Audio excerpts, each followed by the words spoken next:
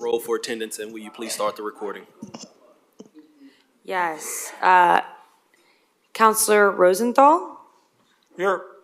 Counselor Simpson, Here. Counselor Gonzalez, Present. Counselor Wong. Present.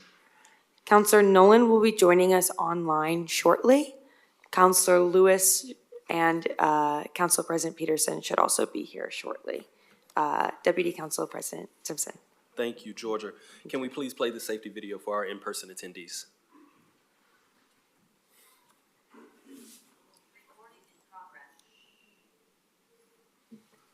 And also, are we recording?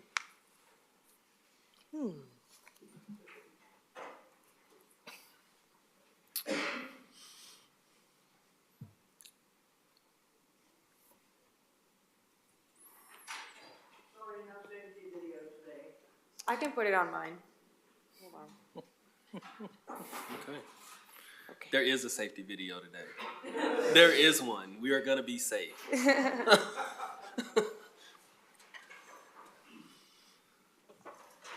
I'm Laura Lepley, a Metro Park Ranger. Here at Oxbow Park, safety is our #1 priority, not only for our guests, but for our staff members. I'm at the Welcome Center and you're at the Regional Center. The council chambers are located on the 3rd floor. In the event of a fire or fire alarm, please exit through the door in the northeast corner of the room. Go down the stairway to the 2nd floor, exit through the main entrance by the reception desk, and gather in the courtyard outside that entrance. In the event of a medical or fire emergency, please call 911 and notify the security agent at the reception desk. The nearest defibrillator is mounted on the steps leading from the reception desk down to Grand Avenue. Thank you, and come visit us at Oxbow Park. Thank you, Georgia. I will now open public communications on non-agenda items. Georgia, will you please describe to the audience our procedures that we will use for the public communication portion of the meeting today?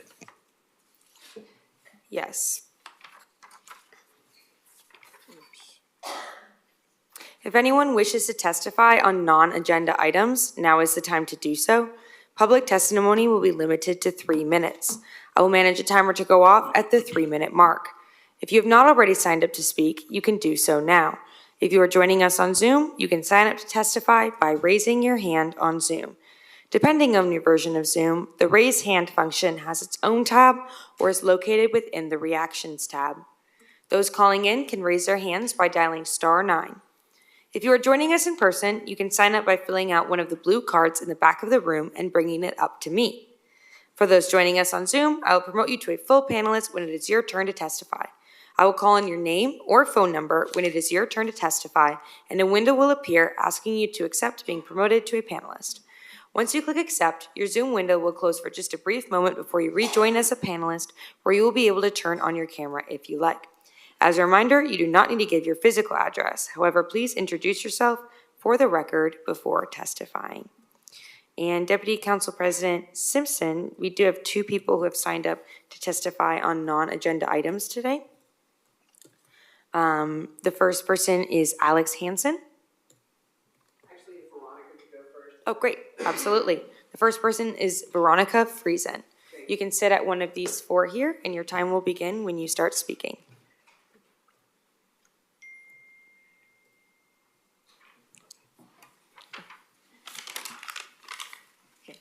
Hello? Okay. Hello.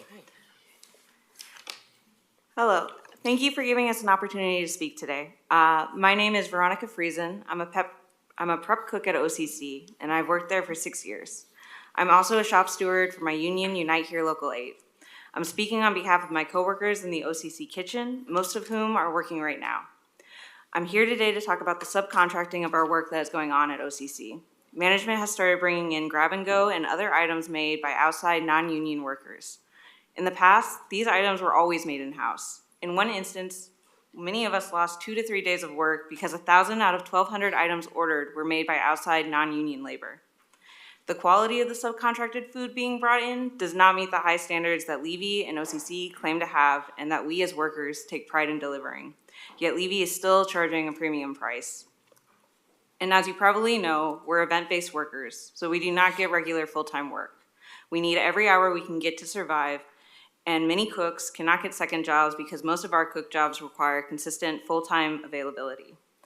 Our health insurance is also tied to that availability and based on annual hours worked. The loss of 1 hour or one event could mean workers lose their health insurance for an entire year. This situation is even harder on us because OCC is extremely slow this year, and we've been told it's going to be slow until 2027. It seems to us that management is trying to increase profitability at everyone else's expense. I'm worried for my coworkers. Some of us have had to file for unemployment or get further into credit card debt. One of my coworkers was forced to sell plasma, and Levy refuses to listen to us. So we're coming to you because we know you care about creating good jobs and providing the best in quality to those who visit us here in Portland. Thank you. Thank you.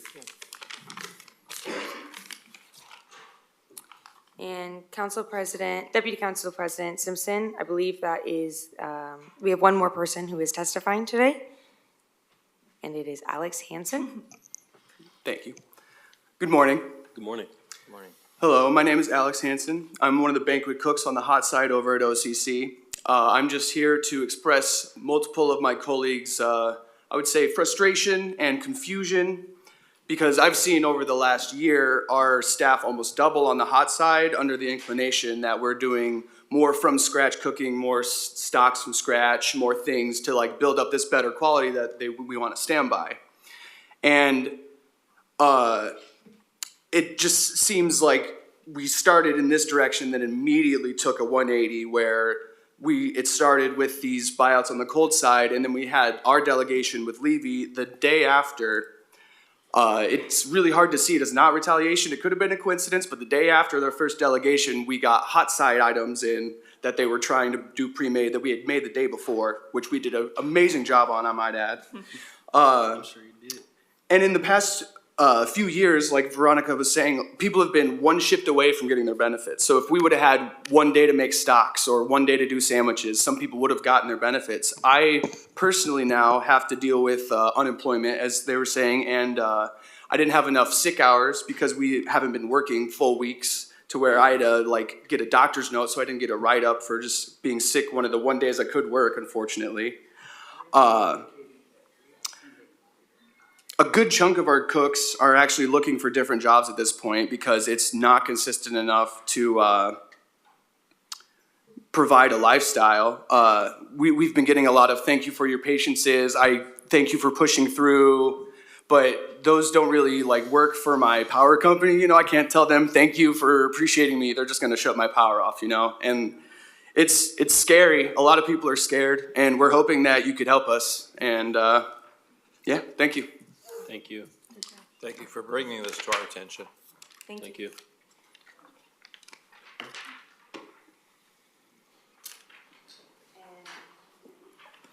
Deputy Council President Simpson, I believe that is the last person that we have signed up for non-agenda items. Thank you, Georgia. Marisa, will we keep track of this, COO Madrigal? Thank you, Deputy President Simpson. I've already reached out to our general manager with the needs to request more information. Thank you so much. Moving on to today's consent agenda, it consists of 3 items. 3.1, resolution number 25-5470 for the purpose of providing 2019 Parks and Nature Bonds funds to Oregon State University to acquire property in the Multnomah Channel Headwaters target area. 3.2, resolution number 25-5476 for the purpose of appointing new members to the Public Engagement Review Committee. And 3.3, resolution number 25-5477 for the purpose of reappointing members to the Natural Areas and Capital Program Performance Oversight Committee. I'd like to call for a motion on the consent agenda. I move to approve the consent agenda. Second, I'll second. it's been moved by Councilor Rosenthal and seconded by Councilor Wong. All in favor say aye. Aye. Aye. Opposed? The vote passes. Moving on to resolutions. Resolution 4.1, number 25-5471 for the purpose of amending the fiscal year 2024-25 budget and appropriation schedule and fiscal year 2024-25 through fiscal year 2028 through 29 capital improvement plan to provide changes in operations. Counselors, we will now consider proposed changes in appropriations and to the capital improvements plan as recommended by our Chief Operating Officer and Chief Financial Officer. Cinnamon Williams, Financial Planning Director, and Amanda Akers, Budget Manager, are here to describe the changes in the resolution. Good morning. Deputy Councilor Simpson. I am Cinnamon Williams, the Financial Planning Director. Go with she, her pronouns. And it's been a while since you've been in front of me, so hello. We'll let Amanda introduce herself. Amanda Akers, she, her pronouns. I am the newer budget manager here at Metro. Been here about 8 months now. Glad to be here. All right. We have a presentation for you. As that comes up, this is the second of our planned budget amendments. I will say that this is probably the tiniest March amendment I have ever presented in front of council, so this should be pretty quick. So as soon as we get this up, we will probably be done pretty timely. Okay. All right, great. All right, I think we can just move on to the next slide. I think I've done the introductions. All right, so to give us context, we have a budget amendment and we have a capital improvement plan amendment. And so I'm gonna present the budget amendments and what goes on there, which includes appropriation changes and FTE changes. And Amanda's gonna present the capital improvement plan and the changes there. Next slide, please. All right, so like I said, this is a very, very small amendment. This is mostly driven by a bond sale that'll happen next month, which I'm pretty sure you guys are aware of, for the Parks and Nature 2019 bond and for the 2024 zoo bond activity. So next slide, please. So Parks and Nature didn't plan on having a bond sale, so we, being very strategic, decided to combine that with the zoo bond, which we came to you in November about, the zoo bond and creating that fund. So there will be a zoo and Parks and Nature bond sale in April. This is $2.2 million it's an estimate based on what we think bond issuance costs will be. We do not know what that is until the actual close happens. So we think this should be sufficient in appropriation authority for that zoo bond, for the Parks and Nature sale. So they get allocated for that. They're gonna have $125 million with the sale. We think it's around 2%. So this is where we estimated what that was going to be. And so we just added it to the appropriation authority to cover those costs. Next slide, please. We also have a $100,000 change. I think we talk about this all the time, this Parks and Nature Operating Fund, the Glen de Vere Golf Course, which has very active golfers on it, and we never know exactly how we're going to land the year. We had a very good fall, and we've had a kind of a good spring. We had a couple of good weeks of summer, and as Brian Kennedy likes to say, golfers love perfect weather to golf. And when the perfect weather is there, they golf a lot more.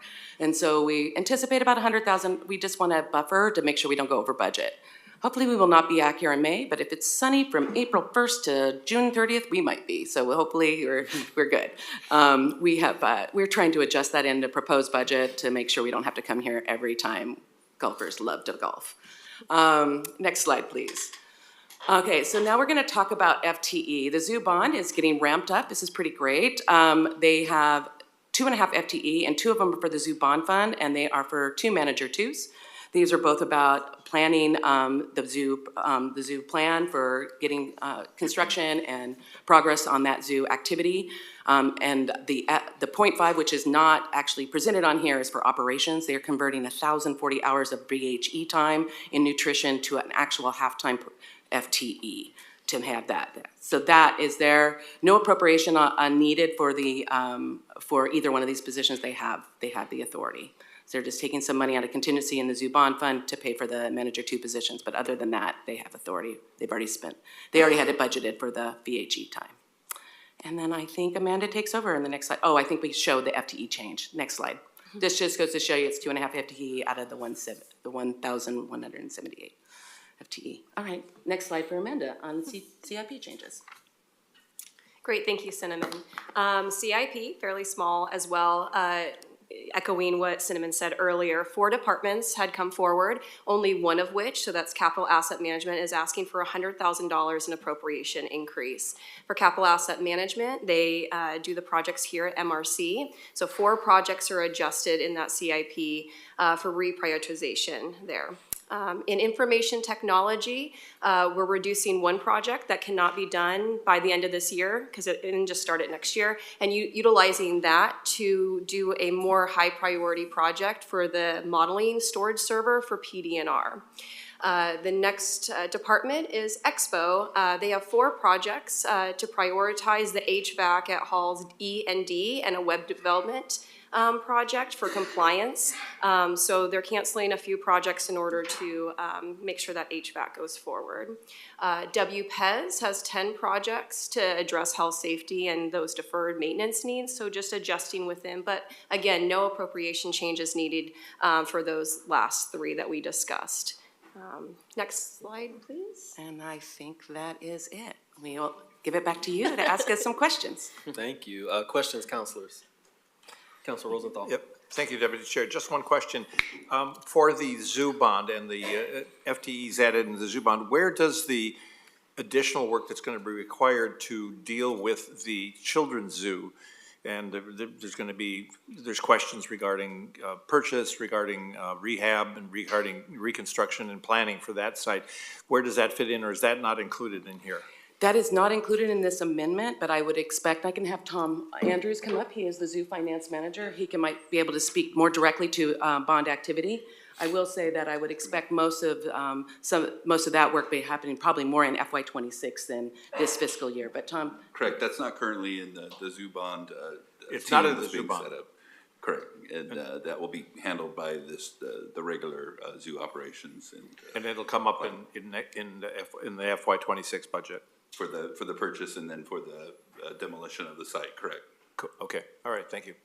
Thank you. Councilor Wong? Thank you, Deputy President. On the bond sale, you said it was like 125 million. Just for the Parks and Nature portion, and then 75 million for the zoo bond. And then you had set aside 2.2 million, but you said like 2% roughly. It's just an estimate. We won't really know what the closed costs will be until the sale, which I think is gonna happen April 8th. If we need more appropriation, we will be back here in June. But my expectation is that there will be plenty of savings in the Parks and Nature bond activity that we'll probably be able to cover any difference in that. But the market kind of bears that, so we'll find out what that is. I mean, you could just ask for more now, right? And That's true. We do think that they have plenty of appropriation, $2 million. They should probably, we actually usually budget the Parks and Nature bond a little heavy because we want to take advantage of any kind of property purchases. So there's usually lots of capital, and sometimes that comes through, sometimes that doesn't, but it's usually pretty significant. So they usually have a large appropriation authority, so we just wanted to cover ourselves in this particular situation. very good, thank you. You're welcome. Thank you. Any other questions? Okay, I'd like to call for a motion on resolution number 25-5471 for the purpose of amending the fiscal year 2024-25 budget and appropriation schedule and fiscal year 2024-25 through fiscal year 2028 through 29 capital improvement plan to provide for challenges in operation. That's a long title. Do I have a motion? I'll move to approve said resolution. Second? Second, I'll second. It was moved by Councilor Gonzalez and seconded by Councilor Gonzalez. Any further discussion? Seconded by Councilor Rosenthal. Rosenthal, sorry. He can't second his own motion. I'm sorry. Yes, sorry. It'd be more efficient, though. It was moved by Councilor Gonzalez and seconded by Councilor Rosenthal. Any further discussion? No, sir. Georgia, will you please call the roll? Yes. Counselor Rosenthal? Yes? Counselor Simpson? Yes. Counselor Gonzalez? Aye. Counselor Wong? Aye. Thank you. The motion passes. Thank you, councilors, and thank you again, Cinnamon and team. Moving on to, Continue on. 4.2, resolution number 25-5472 for the purpose of approving fiscal year 2024-25 funding for a grant funded with construction excise tax. Councilors, you will recall that last year we approved changes to the 2040 Planning and Development Grant Program to make it easier for our partners, jurisdictions to apply for access funds to support projects in their communities. As a result of the new process, we are considering one grant today from the most recent quarterly application cycle. These grants are a reflection of Metro's commitment to partnership and to investing in complete and equitable communities by helping to revitalize town centers, grow employment areas, create new housing, and reduce barriers to all types of housing and plan for growth in the new neighborhoods. To describe the grants we are considering today, I'm pleased to welcome Sarah Breakstone, 2040 Planning and Development Grant. They didn't give you anything else, that's all they said. And how You're not a has- director or Good enough. manager. You're not- yeah, that's just all they said. So if you would just tell us your title when you get going. And then Hal Hagdorn, Community Investment Manager. Great. Thank you for that wonderful introduction, Counselor Simpson. So, hi, I'm Hal Hagedorn. I'm the Community Investment Manager with Planning, Development, and Research. The 2040 Grant Program is under my division's portfolio, along with Economic Development, Equitable Development Strategies, Brownfields, and Community Placemaking. So you can go on to the next slide, please. Thanks. So thanks for the reminder of the program refinements that we implemented last year. In addition, the program moved from a different manager, Sarah moved from a different team to my team in the fall.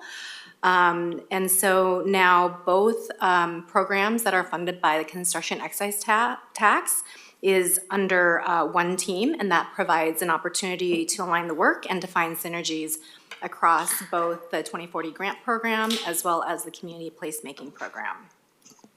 So before I hand it over to Sarah, I'll just talk about this past cycle. I want to remind you that the grant program underwent the refinements last fall using the feedback from the local government and community partners and other stakeholders. This is the second cycle that implements the program refinements approved by the council last fall. The 3 grants that were selected and awarded in the last cycle are all under contract now, so we're pretty excited about that. We're excited about the fact that they're all underway. There will be 3 more grant cycles this year. And so for any of the folks that weren't funded, they do have 3 more opportunities to resubmit in this upcoming year. So with that, I will turn it over to Sarah to provide an overview of this grant cycle. Thanks, Hal. Could we have the next slide, please? Thanks. Good morning, counselors. I'm Sarah Breakstone. I'm the 2040 Planning and Development Grant Program Manager, working on Hal's team now. We are in the first quarterly cycle of calendar year 2025. The cycle started in late last year with some updated application materials. We updated our grants handbook, updated our website. We sent reminder emails to our interested parties' email lists. We did not receive any official letters of interest this cycle. Just as a reminder, they're not required. We encourage them. But we did have, I fielded a lot of emails, and I and other staff had a number of meetings with potential applicants. Full applications were due January 11th, and we received 2 complete applications that were forwarded through our evaluation process, and one of those is being recommended for funding today. And I'll talk more about those applications in a minute. Next slide, please. First, I would like to, as always, acknowledge our grants screening committee. This is the group that really does a lot of the heavy lifting for us in terms of evaluating applications and developing a recommendation for our COO.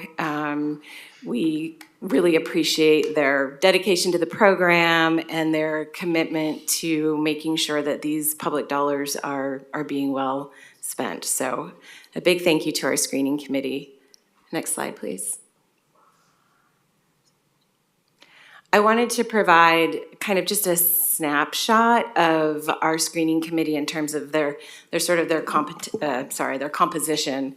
I'm not going to read this to you, but it gives you a sense of the range of experiences, lived and professional experiences and areas of expertise that are represented on the screening committee, as well as kind of a look at where those experiences and areas of expertise are being applied across the metro region.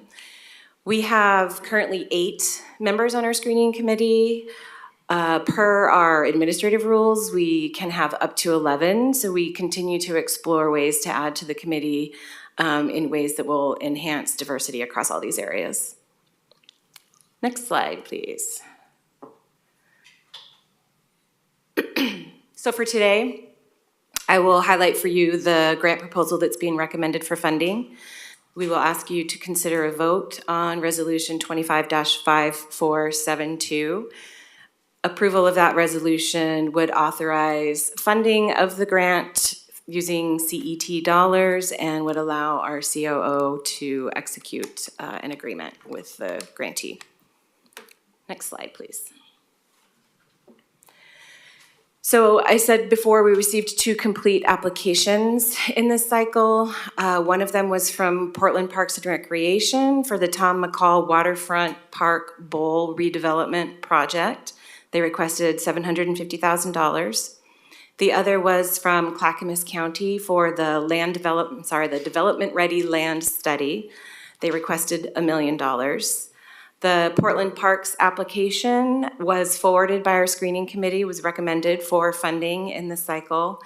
For the Clackamas County application, the screening committee felt that the application did not sufficiently demonstrate consistency with grant criteria.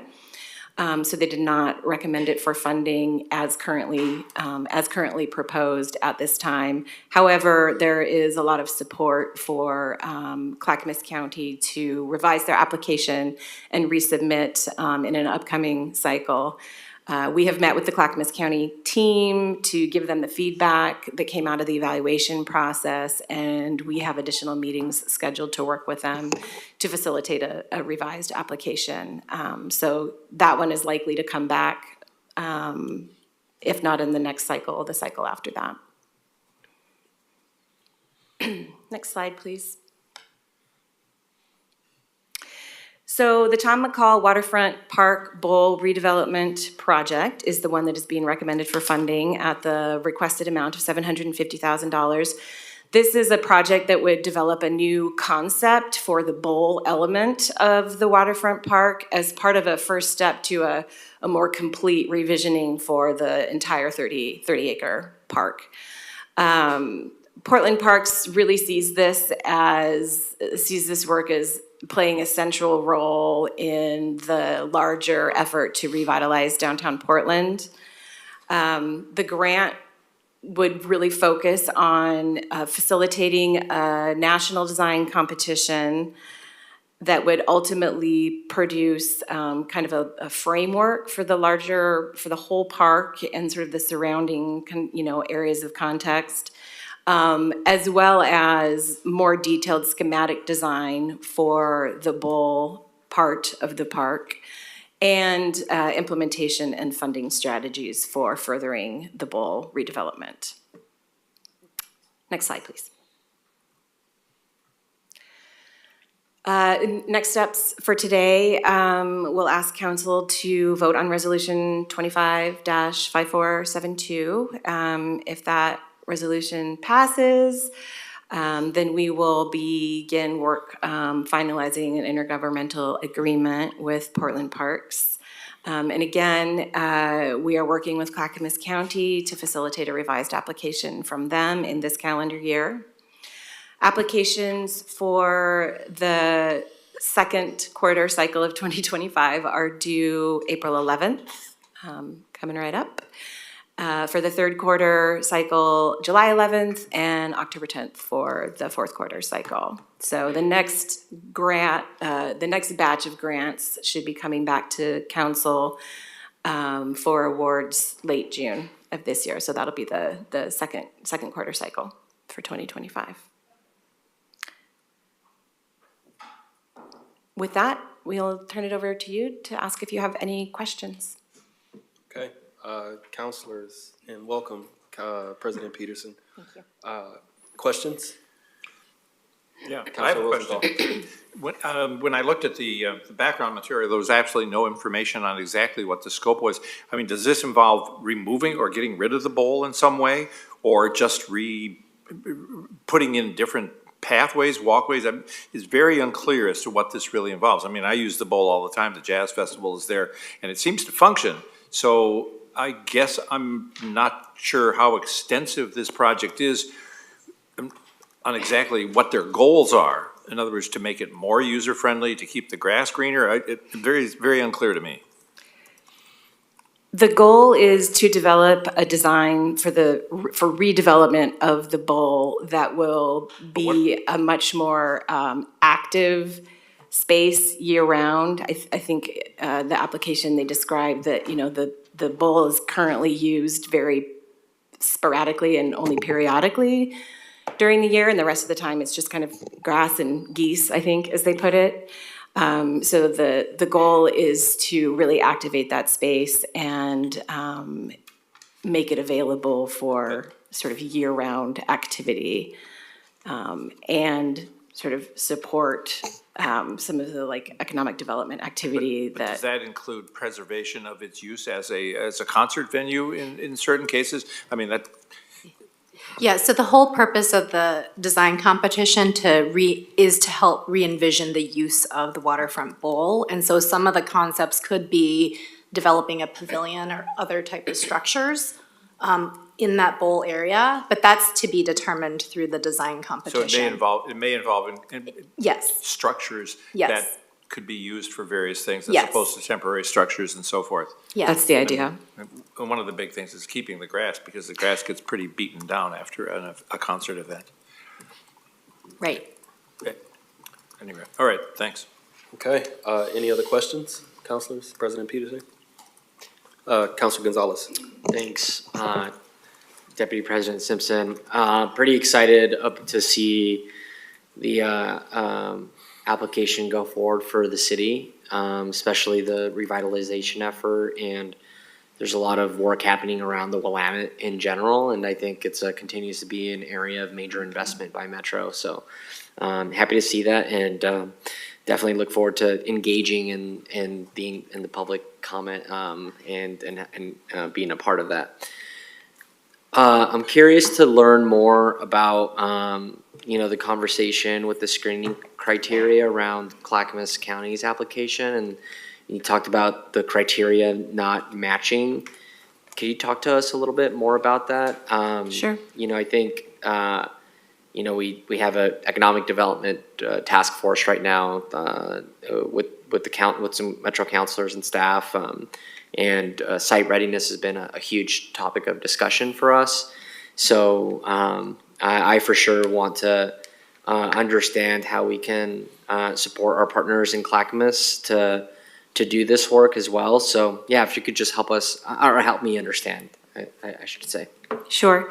Kind of a handful of things that came out of the screening committee discussion. One was that the screening committee felt that the application provided didn't have a scope of work that had enough detail and clarity for them to understand why the project had $1 million price tag. So their scope and their budget didn't feel sufficiently developed, I think, for the screening committee to understand the price tag. There were some questions about the timeline that was presented by the county for the work in the application, and the timeline not necessarily feeling reasonable, which I think to them was an indicator of, again, sort of not having really thought through the steps and the outcomes and the work needed. There were questions about, one of the criteria has to do with their plan for approach to community engagement, and the screening committee felt that their response to that criterion was very vague and brief and didn't really identify kind of who their sort of primary partners are going to be in the work, and didn't talk about, community organizations that they might work with, didn't really lay out a plan for how they're going to engage around this work. The application also did not provide letters of support from any of the cities within the county, and so the screening committee felt that it didn't adequately demonstrate support for the project, which is another one of the grant criteria. So I think those were the main points of concern for the screening committee, and we shared those with the county team when we met with them a couple weeks ago. And so they've heard that feedback, and I'm pretty confident that we can work with them to find ways to address all of those concerns in a revised application. Perfect, thanks. I think I appreciate that effort. And also I have to say, I'm super impressed that you could recite all of those things. I mean, I don't want to say from memory, because I mean, you're very good I at do have some notes right here. Yeah, but still, I was like, wow, okay, great. So can I just add something real quick to what Sarah shared? The county is embarking on an industrial land readiness study on their own. And that study would feed into whatever the version of what Metro may fund in the future. So that is being undertaken by the county. Okay, thank you so much. I appreciate it. Thank you. Thank you. Next up, President Peterson, Councilor Rosenthal, and then Councilor Wong. Thanks. I just want to say thank you for bringing forward these two. Obviously, extremely important to keep downtown Portland moving forward and make it as attractive as possible for the future. Having visited the riverfront of Oklahoma City and Tulsa, there's a lot more engagement in their waterfront, a lot more thought put into attracting different types of users to the space. Whether it be strollers or bicyclists or rollerbladers, but also just having amazing spaces to sit. And ours looks pretty bleak, honestly, right now. It was great to remove a highway back when, but rethinking what our waterfront does is going to be the key to, I think, unlocking a lot. So thank you to the City of Portland and to staff for getting it this far. On the flip side, Clackamas County is going to be the key to our ability to grow in the future. We've done a lot of growth in Washington County. There's still some urban reserves, obviously, to grow into, but the majority of the land within the urban growth boundary that needs to be developed is in Clackamas County, and it is not going to be inexpensive. There are reasons why it has not been developed, and so to help kickstart that, to call out what we're going to need help with and get that going, every day we delay, we are in a housing shortage. Every day we delay, we are in a recession. We need to get going. So if I can just encourage us to get that back in front of us as soon as possible, I cannot understate the importance of kickstarting things in Clackamas County for the economic future of our region. 67% of Clackamas County residents get up and go to another county for work. Yep. They don't have jobs, and they don't have a transportation system that functions to get them to those jobs. So the quicker we can start working on these problems, they're long-term problems. They're not going to be solved, but the longer we wait to start having the conversation and implementing, the worse it gets. So I just want to put an exclamation mark on that and just say thank you for moving forward with them, and would love to be kept apprised of how we're moving on that. Thank you. Thanks. Thank you, President Peterson. I'm not gonna steal your thunder, Juan Carlos. I'm gonna save it for council communications. So just hold on to it. Next up, Councilor Rosenthal, and then Councilor Wong. Yeah, I'm sorry, I have to add two follow-up questions. First of all, what was or a comment, what is the timing, or in other words, when will they complete the bowl evaluation study? How quick is it? Because obviously this is a fairly limited area. And the other question, are they going to address access to the river? One of the big problems, and this was proposed some years ago, is to step back parts of the concrete embankment and make the river more accessible, which is one of the things cities do when they want people to use the riverfront. Whether you can sit down, right now there's, you can sit and watch the river and the boats go by and so forth. So will it address direct access to the river? Is that part of it? And when's the timeline? The timeline identified in their application is about 2 years to a schematic design for the bowl. They're planning a 30% schematic as an outcome of this work. Maybe 22 months to 24 months, I think, is the timeline that they identified. In terms of access to the water, yes, that's certainly part of what they'll be exploring and considering. One of the partners that they identify in their application is Human Access Project, which is a nonprofit group that is very much focused on enhancing access to the river for the public. So that will be a core component of the work. Okay, thank you. Yep. The guy's back there too. There's Willie. Next up, Councilor Wong. Thank you, Deputy President Simpson. I have two questions, and they're probably not related to the merit of the individual applicant, but maybe to the program overall. I guess my first question is, are we anticipating any other potential applications from the city? Because I think they're limited per year. Is that correct? Is it like calendar year or? 3 per calendar year. 3 per calendar Yeah. year. Okay, so this would be the first of their potential 3. Correct. And then the city has a process for like deciding which 3, and it isn't like Parks and Rec being like, I'm gonna go, and, you know, another part of a city being like, yeah, like, is there a conversation of the city Yeah. coordinating? Anytime we talk to one of the city bureaus about a potential grant application, we remind them to talk to the other bureaus to see what they have planned as well. You may remember in the 2023 cycle, we ended up getting more applications from the city than they were eligible to submit. So I think that message has been received, and they talk about it. They talk amongst themselves to plan for those 3 applications. Hopefully with the city manager, there is more, Yeah. stronger communication. Yeah. internally. Okay, I just wanted to make sure that moving forward doesn't preclude other applications that, you know, might have more potential equity impacts or economic impacts. But if the city has gone through that process, that's great. And just on the kind of the application itself, like, I really do think we should be looking at the waterfront more, and downtown revitalization is extremely important.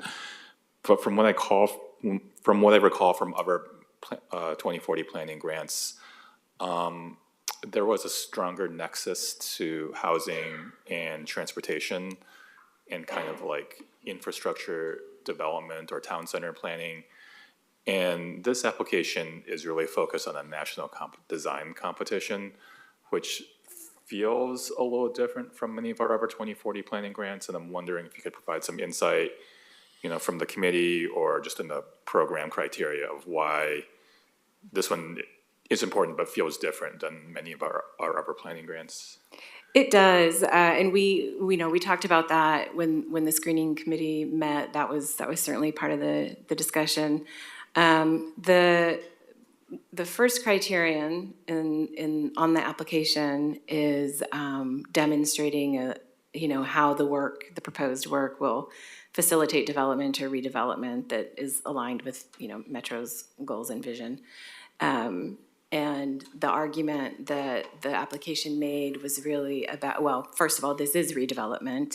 It's not necessarily redevelopment of buildings and structures as we typically think of it in the 2040 context, although buildings and structures could certainly be part of the redevelopment.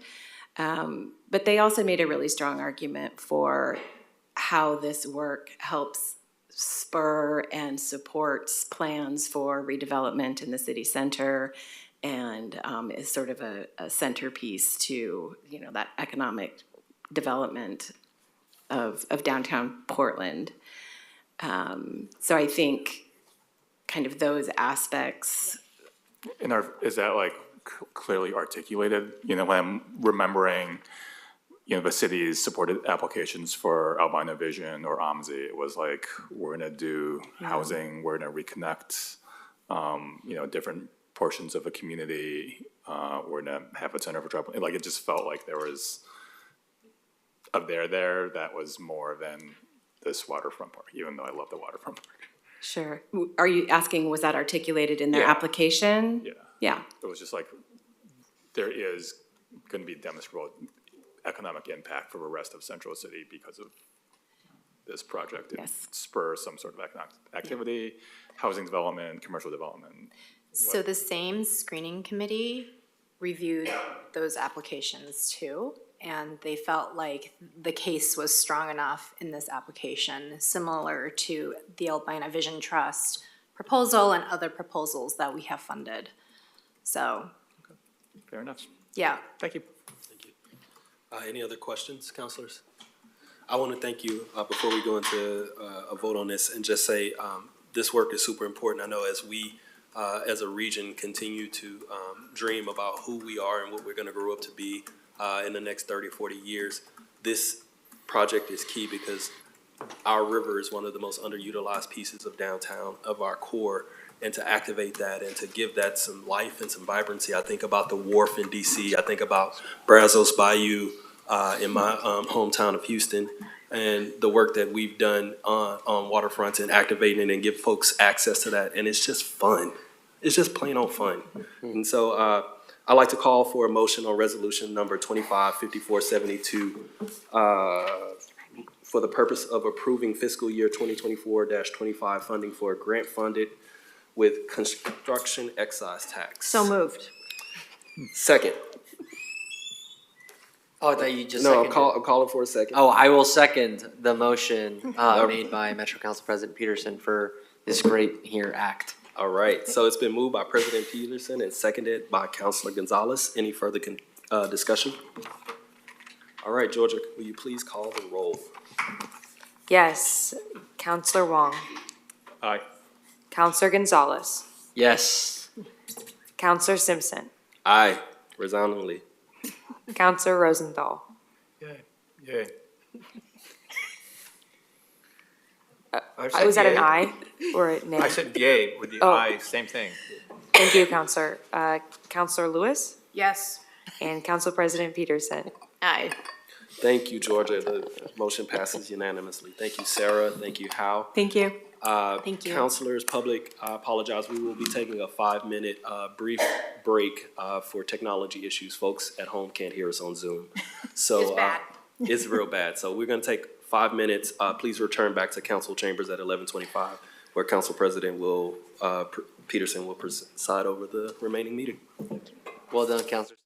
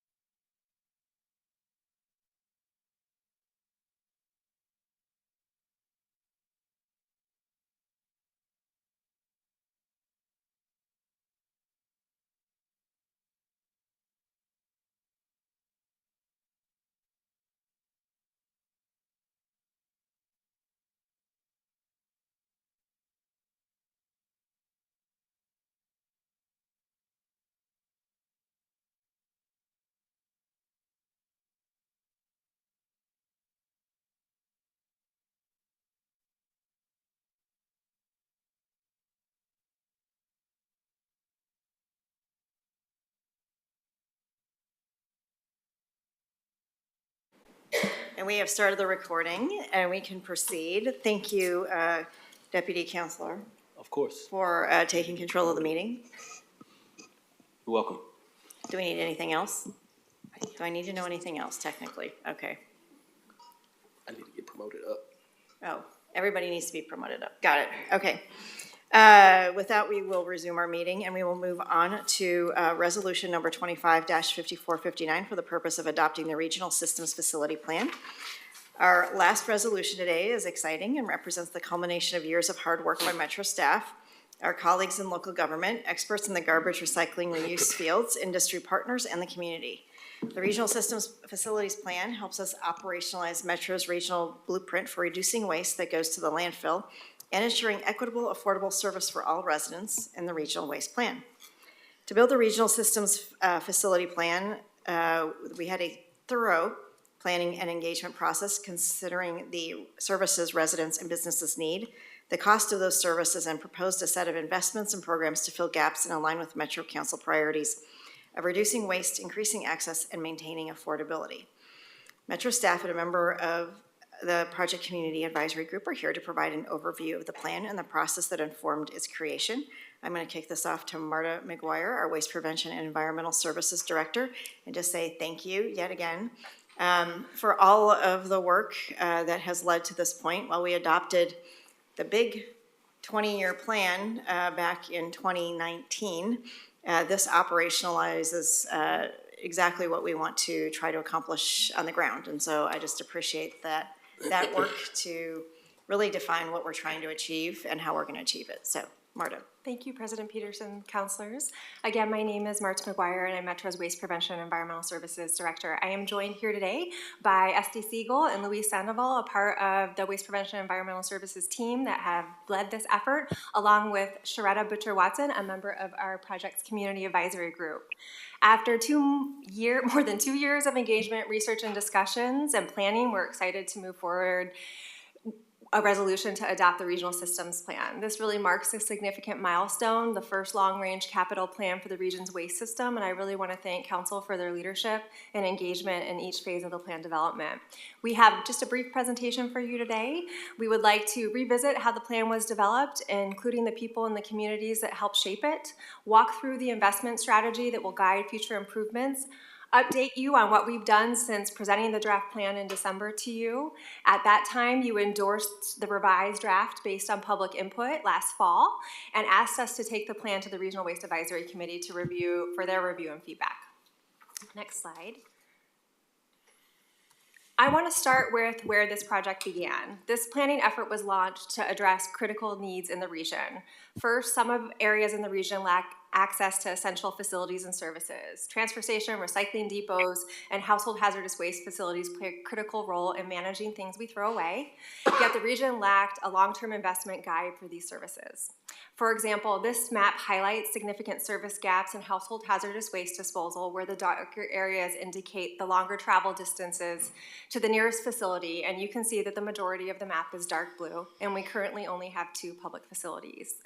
The last household hazardous waste facility was built in the 1990s, leaving many communities without convenient, safe disposal options. Moving into this position a few years ago, this is what I heard most frequently from our local partners and stories from residents that had to travel long distances at high expense to seek out options for disposal. In addition, Council identified the need to better define Metro's role in the waste system. As a regional utility, Metro has responsibility to ensure essential waste and recycling services to be available and accessible to everyone. However, we needed a guide to focus investments where they are needed most. How can Metro best fill service gaps not addressed by the private sector? How do we advance our waste reduction goals and strengthen public-private partnerships to build a system that works for everyone? We also recognize without action, the cost of maintaining an outdated and incomplete system will only grow, leading to higher expenses down the road. Next slide. To address this, Metro Council directed us to complete a system facilities plan to take a holistic look at the region's facilities and identify investments needed to improve facilities and services for everyone. This is a 20-year vision, providing a roadmap for future investment. Centered in this plan is the focus on waste reduction, increasing access to facilities, and keeping services affordable. Public-private partnerships are a key strategy to expand service capacity and support innovative waste solutions. It also calls out more areas for study. With that, I will turn it over to Esty. Thanks, Martha. Good morning, Council. My name is Esty Siegel. I use she, her pronouns. I'm a principal planner with Waste Prevention Environmental Services. So over the last 2.5 years, Metro engaged with many partners, hosted an international symposium, and engaged with Metro Council to develop a set of investments to address gaps in the system. Each phase of the plan, next slide, please.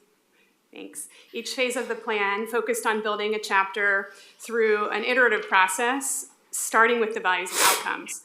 We have engaged many partners throughout the development, and this shows the many touch points. Next slide, please. Project staff have held more than 40 meetings with Metro's advisory committees, from plan initiation through this final phase. Next slide, please. The plan was developed based on these many meetings, roundtables, and discussions with key partners, including community, reuse, business leaders, local tribes, local government staff, and elected officials, and private industry. One important partner is the project's community advisory group, who have met since project inception to represent historically underrepresented viewpoints and community needs in the system. So I'd now like to introduce Sharetta to talk about the community advisory group's role and their experience working to guide staff in developing the plan. Thank you, Esty. Yes, next slide. And Marta, thank you also for your introduction. If I had a chance to be able to have everyone who is involved in this project to stand up, I would love for everyone to give them a clap, because the hard work that they have put into this plan really has paid off for our communities. That is not on my script. That is something from my heart, okay? All right. So my name is Sharetta Butcher-Watson. I am the Community Care Director at North by Northeast Community Health Center. We have been a part of Metro since 2017. As I was a part of the Metro Regional 2030 plan, the very beginning of the 2030 plan, planning it. I have served on Metro's Regional Waste Advisory Committee for 3 years, and I am currently a part of the Community Advisory Group for this Regional Systems Facility Plan. The Community Advisory Group has been meeting for almost 2 years now to advise on the development of the plan, to advise on the development of the plan. We met a few weeks ago, and we were able to sit down as a group and put together the most important values and properties that were represented in the system facility plan. The words that kept popping up for us were like reuse, repair, affordability, and access. When we first started out, Metro staff spent a lot of time educating us about the current garbage and recycling system, what was expected of us, and how our opinion mattered in the shaping of this plan. We went on field trips to understand the gaps in the current systems and learn about things like the Recycling Modernization Act. Next slide. All of the members of the Community Advisory Group are from different parts of the region. We brought different lived experiences and perspectives to the table. For example, North by Northeast, where I work, was the first community health clinic to have a Sharps collection box housed in our parking lot. I remember when we had our first Safe Home, Healthy Homes event. We advertised that we would be collecting hazardous materials, and a gentleman named Mr. James, an older gentleman around his 70s, rode the bus all the way from Gresham to Northeast Portland with 2 5-gallon buckets of used needles. As he gave them to the Metro staff for safe disposal, I asked him, "Wow, do you go around the city picking up needles?" His answer was no. He says, "I'm a diabetic and I use needles every day. I do not have a safe place to get rid of them, so I collect them in these buckets. Over the years, and I've heard about your event, so I knew this is something I couldn't pass by." And also, we just had a bulky waste event probably a week ago now, where Metro was there collecting hazardous waste, and we spent part of our grant going to folks' homes, picking up materials that they were not otherwise were just piling up in their yards and in their backyards or in the basements because they had no place to take them. Transportation's been a big issue for things in our neighborhoods, and the transfer stations being so far away, these depots will be a great added need for our community. Like Mr. James, we have residents that struggle with getting the transportation stations because they're so far away. Along the lines of what Mr. James struggled with, we had community advisory group members agree that easy access to a network of future depots that take items like sharps, batteries, and hard to recycle items, and accessibility to more people will be one of the most important benefits of this plan. We understand that this plan will take a while to build in our communities, but it'll be worth the wait. On behalf of the Community Advisory Group, we unanimously give our stamp of approval for the Regional System Facility Plan. And thank you. Esty? Thanks, Sharetta, so much. So I'd like to remind us of some of the other partners and engagements we have held over the last 2 years. The input and information we gathered from these conversations helped shape the plan before you today. We held a Reuse Leaders Roundtable, which helped us understand reuse priorities to include in the 4 scenarios that we shared at the symposium. Next slide. At the symposium, we organized conversations for different partners to understand and discuss the scenarios together. Next slide. We hosted 4 leaders from places around the world that are focused on reducing waste through innovations, and we took them on tours to meet some of the leaders in this area working to do the same. Next slide. We held meetings with community partners like Adelante Mujeres to get their input and learn their priorities. This one was held in Spanish. We also invited engagement with local tribes and held a workshop with the Confederate Tribes of the Siletz Indians, Portland area office members, to review the scenarios and gather their input. Next slide. We talked directly with industry throughout the project, including one-on-one interviews and group discussions. Next slide. We held a few work sessions with Metro Council last summer to identify the policy and investment priorities to include in the plan strategy, including the planning workshop, where what you see on the screen, where Council shared your vision and priorities for the future system. Next slide, thanks. So the discussions we had with these partners, the research and analysis, consultant modeling, and direction provided by Council helped shape each chapter of the draft plan that you see here before you. And I want to just briefly go over the investment strategy. Next slide, please. There are 4 key investment areas in the plan: community drop-off depots, reuse and repair, organics, and commercial transfer stations. Each one is detailed with specific projects and programs to reduce waste, increase access, and keep costs affordable. Centered in all of these is leveraging public-private partnerships as a key strategy for implementation. Not listed here are 2 important areas that need more time for research, assessment, and discussion: wet waste tonnage flow and private facility regulation.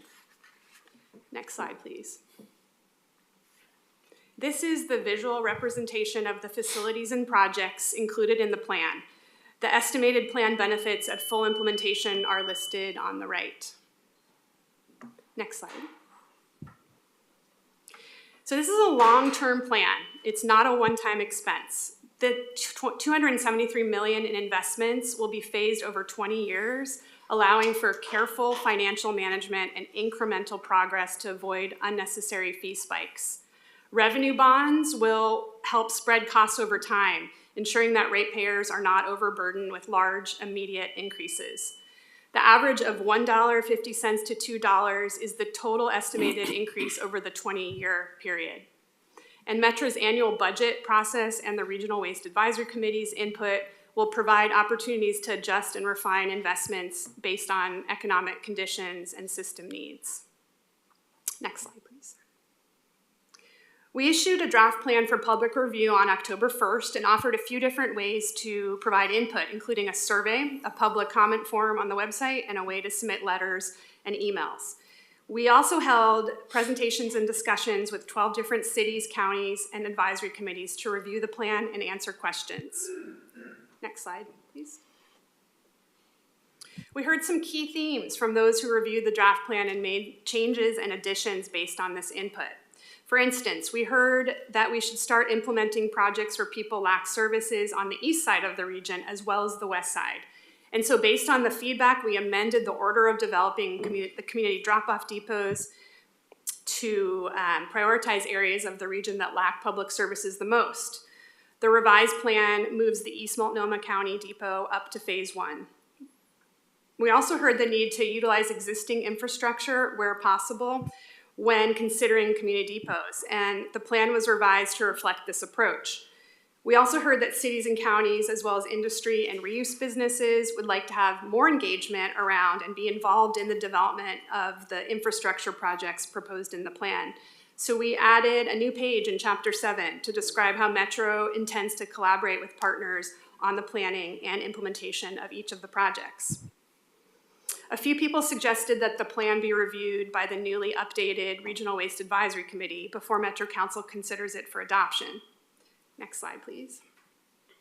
So in December, Council referred the plan to the Regional Waste Advisory Committee, and at their first meeting in January, staff presented an overview, and then in February, asked members for input on the plan and on the projects proposed in phase 1. You can see some of the key input here. I'd like to go through a little bit of it. So there was general support for the plan's project sequence, but that the reuse mall needs further cost-benefit analysis and a potential pilot. There was strong support for prioritizing depot locations in areas with existing gaps and to prioritize public-private partnerships with existing private facilities to fill gaps as much as possible. The committee highlighted the importance of considering costs of each project carefully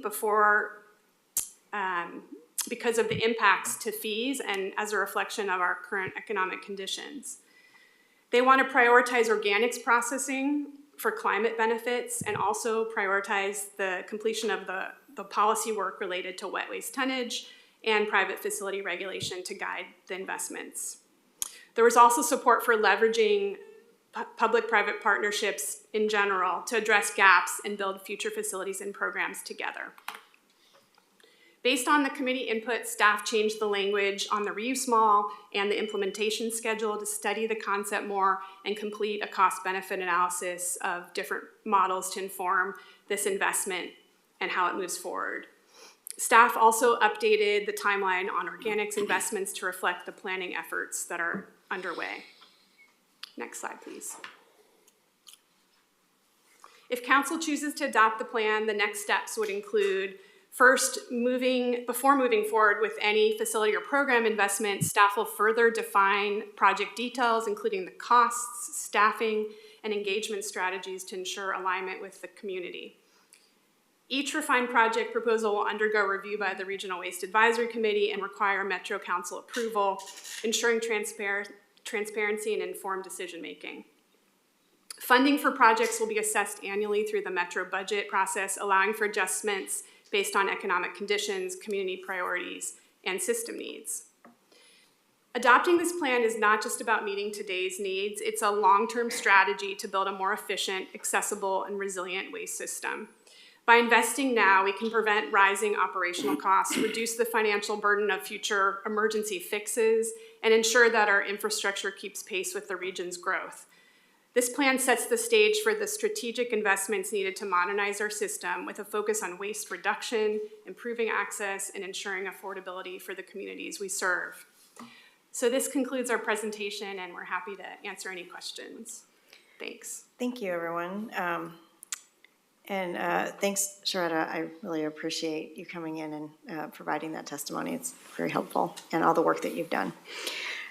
Counselors, I'm going to call for questions of staff, but we do have a public hearing coming up, so I'd like to keep comments and any conversation regarding the actual resolution to later after we hear public comment. So if you have any questions for staff, now would be the time.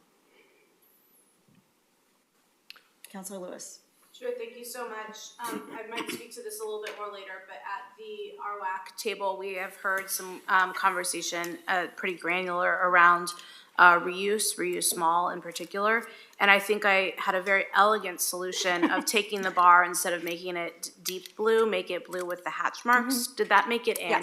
Yes, we made that change. And then we also incorporated additional language on the chapter that includes the reuse mall to speak to that additional analysis, and potentially, the committee had also suggested exploring a pilot. And so that language was also added to the plan. Yeah, wonderful, thank you. I just want to lift up that we don't have deaf ears, and that we did commit to having further conversations, but not commit to make those investments. We are doing the planning, we're not doing the doing. So thank you. Nicely said. Councilor Simpson. Thank you, President Peterson. Thank you, Marta, Luis, Esty, Sharetta, for your time today and your presentation. I'm glad we're here. I'm so glad we're here. It's been a journey. But I will say, I think going back on one of your slides, it said build a few depots, and I'll get more into it. But is it that we build, or we're going to invest and build across? So the plan sets a vision for building 6 community depots in areas of the region where there are existing gaps. It is a 2-part strategy in that areas that already have private facilities or land and infrastructure, we can pursue public-private partnerships in those spaces, so we're able to leverage existing infrastructure. But there are also areas where we have gaps in the region where those facilities don't exist. So in that case, it would make sense for us, for the region, to make a public investment in constructing a depot. So I think it's a both and. Yes, that's where I'm at. It's a both and situation. Thank you. Thank you. Councilor Gonzalez. Thanks, President Peterson. I equally share the enthusiasm of where we are and of the good work. And thank you so much for coming to share testimony and story as well, and for the hard work of the Community Advisory Group. Appreciate that. I want to direct some questions around some of the financial portions of that. I think I just calling in this time that we're living in, right? And cost of living and how working families feel. And so I just want to spend some time talking about that, if that's okay. And I'm really heartened to see the analysis that we're anticipating this cost being spread over 20 years. I think that makes it feel great and reasonable, and especially for us to be able to deliver like a true regional scale investment, right? So my question is, can you kind of describe the conversations that RWAC had around cost and cost-mindedness to us, and how that plays into the recommendation for how we move forward? I know this is kind of like a vision, and then the financial aspects come into that later, but I think many of us have, when we're out in our districts, get really clear feedback about that. So I just want to make sure we can spend some time talking about that. Yeah, absolutely. I think what you just summarized as a concern around sensitivities and fees and current economic conditions really reflects the conversation that we had at the Regional Waste Advisory Committee, with members lifting up. This is a large infrastructure plan. It will have economic impacts to fees. What we have done on the planning end is much of what Esty shared. This isn't a one-time expense. This is a plan that will be phased in over 20 years. So that provides us the opportunity to manage those expenses carefully and make those decisions based on sensitivities to fees. There are approaches that we can look to. If you recall, back in 2021, President Peterson had convened that utility panel and connected us with partners up north in Washington to say, how have you undertaken these large capital investment plans? And many public utilities use a threshold fee-based model where you can set a cap for fee increases that allows you to plan for a level of increase that allows for investments, whether that be debt payback over time, to also provide that stability and predictability that local governments are seeking. So there are approaches that council can undertake to manage those costs over time that allows us, but also look at long-term investments and set a threshold for what that looks like for the region. There will be many decision points along the way, so before any decisions are made on costs, it will go through the Regional Waste Advisory Committee. Excellent. And they will have an opportunity to provide input. The part of the project refinement is working with our city and county jurisdictions, so they will be a part of that conversation and be able to weigh in on if that increased cost makes sense at this particular time. So this plan really sets that vision and concept to guide staff work to shift Metro's role. But there will be many decision points before an opportunity for partners to engage before any fee decisions are made. Yeah, thanks, Marta. You hit exactly my line of question right on the head, and I think it's again just important to hear that and to continue that aspect. I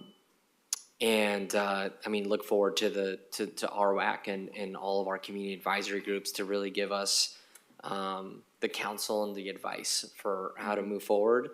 I know that under the leadership of President Peterson, we've really tried to elevate our practices as a utility and like the responsibility that has on, you know, because we want everyone to use the garbage system, right? And so, and use it appropriately.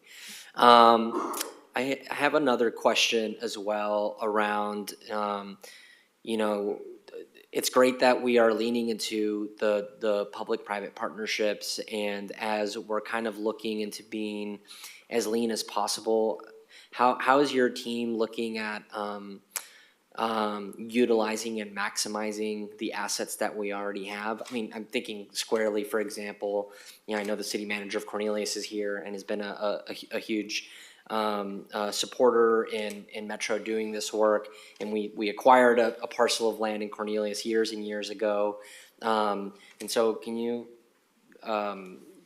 we just talk about how you're thinking that Metro can lean into this work in terms of being dynamic and a little scrappy as well in terms of what we need, absolutely, and then also where we can activate our partners to do more. Absolutely. With the property in Cornelius West, at the time that we had acquired that property, there was a different vision for the region and questions around that vision of building large, full-scale transfer stations that really led to the development of this plan. Now that we have a more clarified vision for what those facilities look like, we can go back and look at, well, we purchased 12 acres in Cornelius West, and the concept for the community smaller portion. We know there's lots of inquiries and demand for that land in Cornelius, so there is opportunities for council to consider, you know, partitioning off that land, selling part of it, and offsetting the costs of development of the community depots there. So there are a lot of options that we can explore during the project refinement that will actually reduce some of the costs for these new investments. Yeah, thanks, Marta. And anyway, I know that land is precious. Yeah. And again, I just think that like being able to hear these things, and also for the audience and for folks watching, just to understand how rigorous we're being, and like, you know, potentially raising a fee is a big deal, something that we take really seriously to balance the benefit and the burden, and that's the goal of our regional waste plan, right? So anyway, thank you for entertaining my line of question here. Thank you, Councilor. Councilor Nolan is on the phone and would like to ask some clarifying questions. Councilor Nolan. Thanks, Madam Chair. Let me start by thanking Sharetta, both for serving on the advisory committee, presenting their findings, and I have to give a shout out to North by Northeast. It's a fabulous, fabulous resource in North and Northeast Portland, which covers much of the district I represent. So thanks for everything you do, Sharetta. Thank you. Councilor Lewis raised one of the points I wanted to raise about feedback that the RWAC gave on the reuse mall. And I appreciate, Esty, I think it was you who acknowledged that there were changes since the draft report was circulated to reflect what the RWAC advised on the mall. I wanted to just put on the record that we've had other conversations about what RWAC was interested in, and particularly a similar status change with organics to extend the hash line to reflect the the work that's still in planning. Has that been made? Marta, you were in on that conversation last week. Yes, that change has also been made. The discussion that we heard from the Regional Waste Advisory Committee was the importance of the organics investments and those planning efforts moving forward. And one of the changes that SD had noted was to the concept timeline of just making it hatched to indicate that we're still in the planning phases of that, as you know. So that, yes, that change was made. Great, and I agree, and the general consensus at the RWAC is also that we need to move forward. But as Councilor Simpson has pointed out, and I think Councilor Gonzalez mentioned it too, making sure we're taking advantage of existing facilities, whether they're Metro owned or privately owned, and existing innovation that's going on. That's the point I wanted to make. I just wanted to ask if you could put a little more detail around the how this plan will affect the budget for WPAS, and therefore the fees that we establish for both regional system fee and our drop fee. That the reason I want you to give a little more explanation about that is that has been left over even from last year's discussion from the task force, a pretty hot point with many of our local government partners and members on the RWAC. Very concerned about Metro's exceeding our stated target for rate increases the last 2 years, and therefore having a little bit of discomfort, feeling confident in the $2.50 projection. I can share, as you know, Councilor Nolan, we convened the task force last year to take a look at our solid waste fee policy and the solid waste fee criteria that guide investment. And actually the top criteria was focused on accessible system and prioritizing investments in services that provide regional benefit and focus on geographic access. So that was the #1 priority that supports really the vision of this plan. They did identify fee predictability as important, but as not as high as those other priorities. But given the need to balance both essential services with long-term investments, staff do plan to bring forward as a part of this budget and fee cycle what I had mentioned earlier, the opportunity to explore a threshold-based fee model that allows council to set a cap on fee increases over time. So that is something that we will be seeking council direction on, having the Regional Waste Advisory Committee weigh in on that approach and then bringing it back to council consideration. We may not be able to employ that in this fee cycle because it will take additional considerations, but I think that speaks to much of the concern we had from local governments as well as service providers of wanting to have stability in fees over time and expectations around what fee increases would happen. Thanks. You and I will both hear about this for the next couple of months. Yes. Awesome. Any other clarifying questions for staff, council? All right, seeing none. Thank you, and we will open this up to a public hearing for resolution number 25-5459 for the purpose of adopting the Regional Systems Facilities Plan. We have participants in this process who will be sharing remarks during our public hearing. Georgia, will you please describe the audience or procedures for public hearing? If anyone wishes to testify on resolution number 25-5459, now is the time to do so. Public testimony will be limited to 3 minutes. I will manage a timer to go off at the 3-minute mark.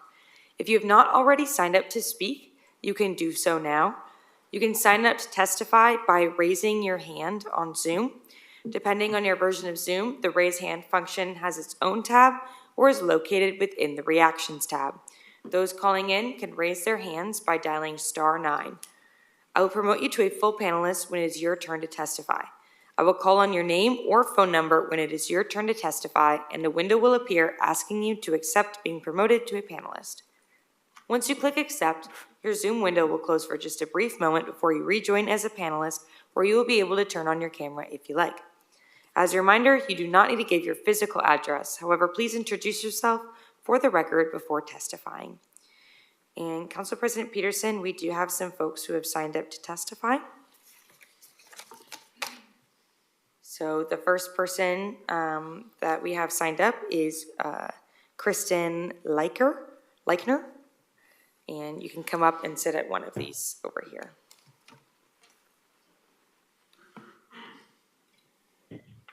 Good afternoon, and thank you for saying my name correctly. That never happens. So I'm Kristen Leichner. I'm the president of both Pride Disposal Company and Pride Recycling Company, and thank you for the opportunity to comment today on Metro's System Facilities Plan. My position as both a transfer station owner and hauler give me a unique perspective on the solid waste system in the region. I appreciate the stakeholder engagement throughout the development of this plan, and I know that some of the feedback from the October draft and the recent RWAC review has been incorporated into the version of the plan you have before you today. Overall, I want to share some of my concerns over the continued layering of additional costs on the region's ratepayers, especially those that are funded through tip fee increases, which are passed on through customers' garbage bills. Most customers do not understand that their garbage bills fund these programs, which puts the burden on haulers and local governments when these costs cause garbage bills to increase. This plan calls for an increase in access to self-haul services across the region. Currently, those self-haul services are subsidized at Metro facilities. Adding more options for subsidized hauling while raising the garbage bills that fund those subsidies will push more people into self-haul and will promote more illegal hauling in the region. The most efficient, environmentally friendly, and cost-effective way to move waste is through the regulated collection system, and higher collection costs will push people out of that collection system. $1.50 to $2 may not seem like a lot to some people, but that is also only the incremental difference for this plan and does not include the portion of the existing garbage bill that already pays for Metro's regional programs. Haulers are essentially the tax collector for these Metro programs, and I have to go to my city councilors and county commissioners and advocate for higher collection costs, and my staff have to answer those customer phone calls. The public does not understand the nuances of the system and what those higher garbage bills are funding. I'm supportive of the reuse and repair initiatives and think this is important work, but I think there is need for more consideration, which I know some of that has been already discussed, of how the money in this area will be spent. The plan lays out large investments and estimates that this will result in about 10,000 tons of waste reduction, and in a region that produces 2.6 million tons of waste, if those 10,000 tons are truly diverted, it will only result in a diversion rate of 0.4% with a very large price tag. Given the current state of standard retail malls and the shift to online shopping, the potential small diversion does not feel worth the cost, especially of the reuse mall, which I know, again, that has been discussed. I'm supportive of some sort of reuse impact fund, as I think those targeted investments in existing reuse organizations and the work that they do that we can do can be meaningful to each organization individually. And I think there are also opportunities for entities like mine and public entities to partner with these organizations throughout the region and see how we can work to support them in the work that they do. So in closing, I just want to say I hope there is serious consideration of the cost of this plan today throughout the implementation of the plan, as well as the cost of existing Metro programs during budget consideration in the coming months. Thank you for your time. Thank you.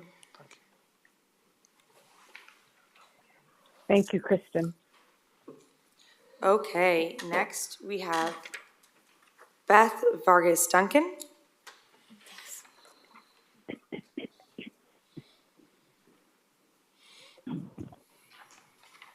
Welcome. Good morning. Still morning. Nope, good afternoon. President Peterson, members of the council, I'm Beth Vargas Duncan, Regional Director with ORA, and today I'm sharing comments on behalf of the solid waste haulers in the metro area. This includes members of Clackamas County Refuse and Recycling Association, the Portland Haulers Association, and the Washington County Haulers Association. We provide services across the solid waste system, including hauling, resource recovery, processing, transfer, and landfilling for all areas of Metro's region. We work with Metro to advance the regional waste plan, goals, and values. Along with Metro, local cities, and counties, we are committed to providing solid waste services that are equitable, protect the environment and human health, and provide living wage jobs. We work cooperatively with our regulatory governments to provide safe, modern, and efficient waste collection that includes garbage, recycling, and organics at reasonable rates. We appreciate all the changes Metro has already made, thank you for hearing us, to the proposed system facilities plan in response to our previous comments. Today, we emphasize some remaining items as we aim to maximize community benefits and minimize customer costs. Here are our recommendations. Provide funding for existing facilities and depots rather than building and siting new ones. This promotes our common values of reduce and reuse. Enhance, expand, and encourage use of the existing solid waste collection system rather than subsidizing and providing cost incentives for individuals to haul solid waste via many trips using small vehicles and trucks. Host more collection events for household hazardous waste and reuse items in partnership with existing area nonprofit organizations. And thank you, I know you heard us, reconsidering the reuse mall and supporting reuse and repair activities. Analyze whether a mall would be a long-lasting investment as customer usage of conventional malls has notably declined. As our current economic experiences add pressure on new costs, we have growing concerns about the projected $1.50 to $2 increase in every customer's garbage bill through Metro's regional system fee. We encourage Metro to minimize its expenses into the future and help educate the public about Metro's cost impact on our customers' monthly garbage and recycling bills. We look forward to continue serving as a resource, imparting experience from our own challenges as many large, small, family, and women-owned companies as we navigate the business of solid waste management and promoting our common values and maintaining reasonable rates. Thank you. Thank you. Thank you. Next, we have Cindy Rogers.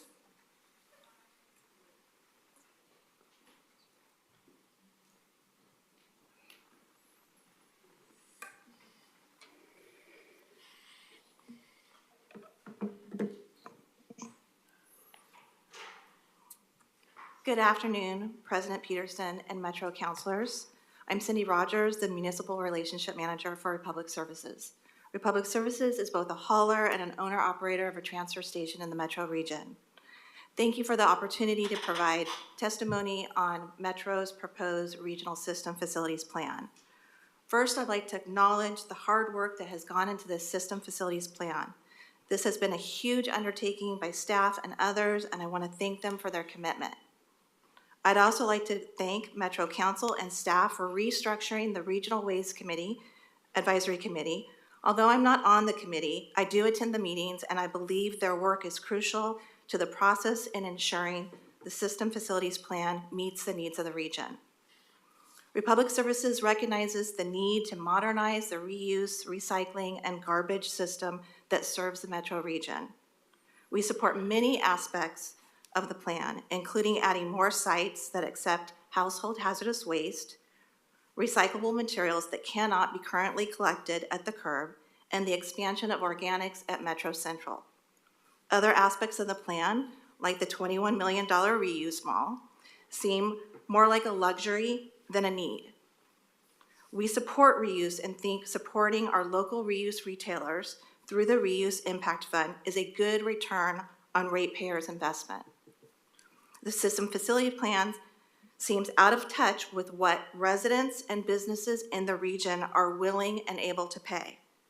The plan projects an average residential customer would see an additional $1.50 to $2 a month on their garbage bill in 2024 dollars. This is in addition to other inflationary increases.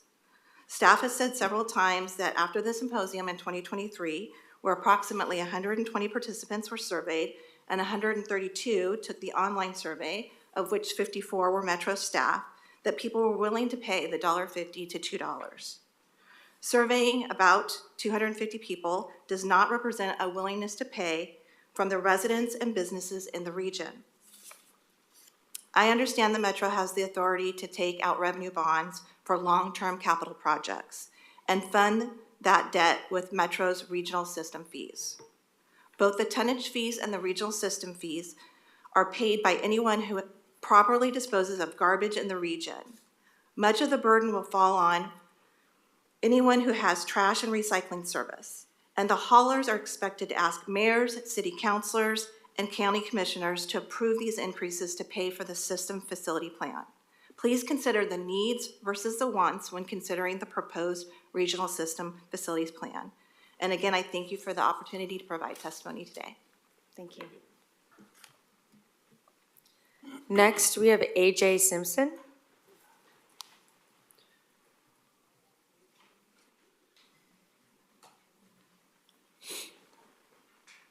Welcome. Good afternoon, Council President, Metro Councilors.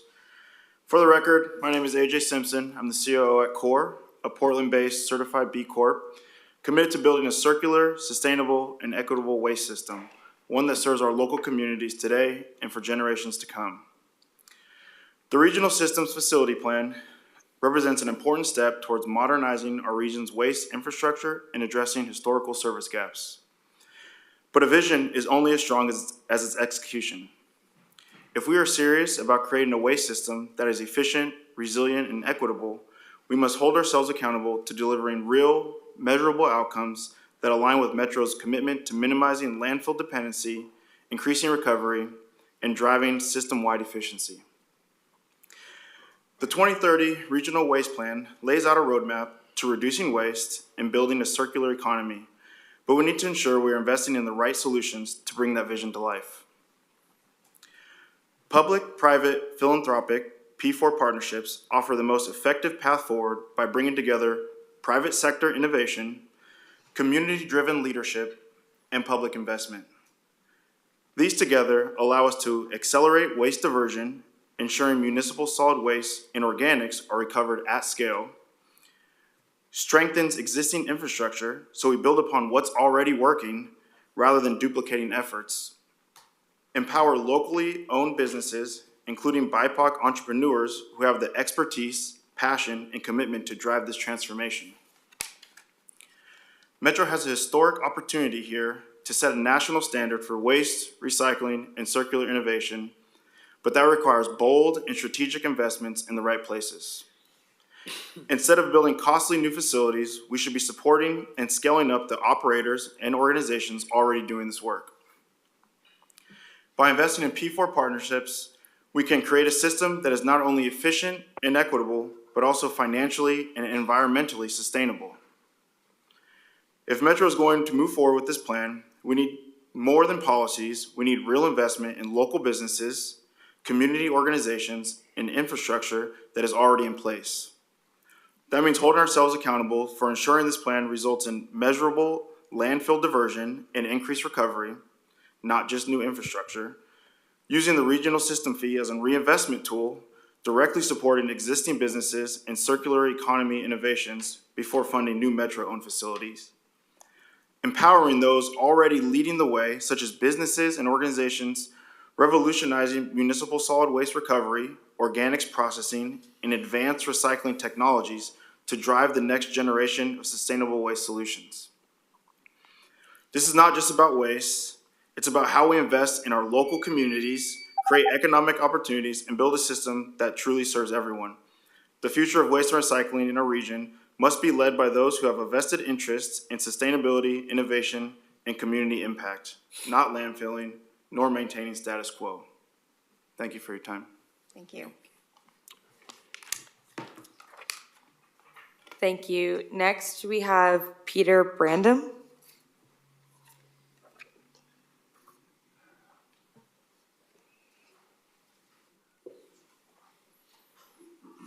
Good afternoon, President Peterson, members of the council. Appreciate the opportunity today to speak to this important moment. We've been working with you hand in hand, as have other local governments, for a long time, and it's really a big milestone. And on behalf of our city council, Peter Brandom, Peter Branham, City Manager, City of Cornelius, he, him.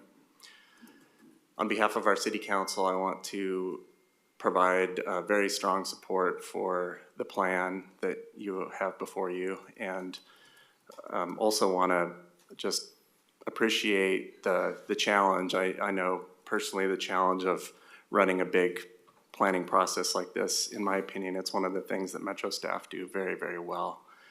And I think many voices and demographics have informed the plan, and we feel like it's a very good plan. We obviously have a particular unique stake in the plan in Cornelius with the 12 acres there, and I appreciate Councilor Gonzalez bringing that up with Marta earlier. And one of the things a couple of things I wanted to just point out from the standpoint of the City of Cornelius. I think I've said for years in prior position too that there is a public service gap, and this plan really seeks to address that, and we appreciate that very much. In particular, the services, the public services that Metro provides, and providing equitable access to those services. The other big piece for Cornelius is self-haul, and I just want to talk a little bit about that in terms of when we think about rates and costs borne by the community at large. And that is the real cost and effort it takes for self-haul for people really in the west end of the region broadly. And so that's the 15,000 people in Cornelius, 26,000+ in Forest Grove, 111,000 in Hillsborough, not to mention, people further afield who would come into a facility. And the services that will be provided there are going to be a huge benefit in our opinion, and we strongly support the plan in that regard. Mayor Delane, our mayor, recently sent a message of thanks to Marion County and cited some differences in the cost for just one example of self-haul, which was I believe a 6x12 trailer that contained landfill-bound waste pulled by a pickup truck that was filled with yard debris. And the quote at a facility in Washington County was $100 just for the pickup with yard debris, and it was $51 at North Marion transfer station for both. And I'm not suggesting that those differences will be reflected in the facility or a facility in Cornelius, but it's just to reflect that the importance of the affordability of self-haul and the access to that. So I've used up my time and appreciate it very much. Thank you. Thank you. Okay, next we have a couple folks on Zoom, so I will promote you to a panelist, and then your time will begin when you start speaking. First, I'm going to promote Audrey O'Brien.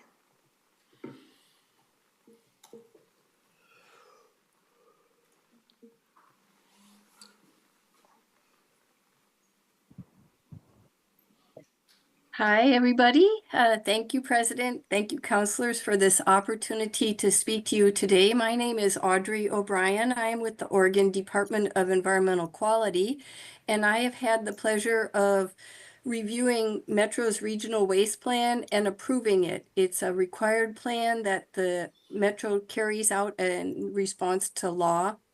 And this regional service plan is a huge component of carrying out the regional waste plan, and the activities and actions identified in this plan will help achieve many of the goals of the regional waste plan.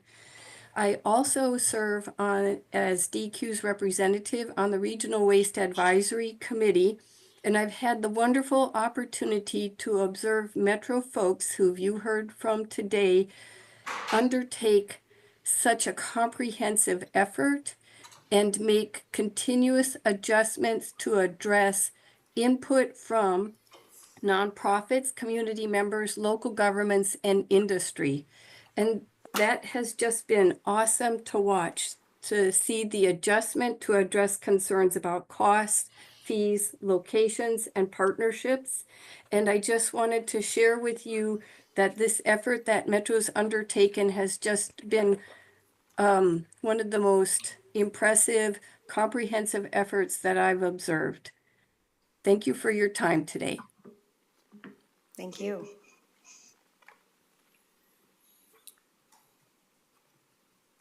Okay, next we have Milka Mendez, going to promote you to a panelist now.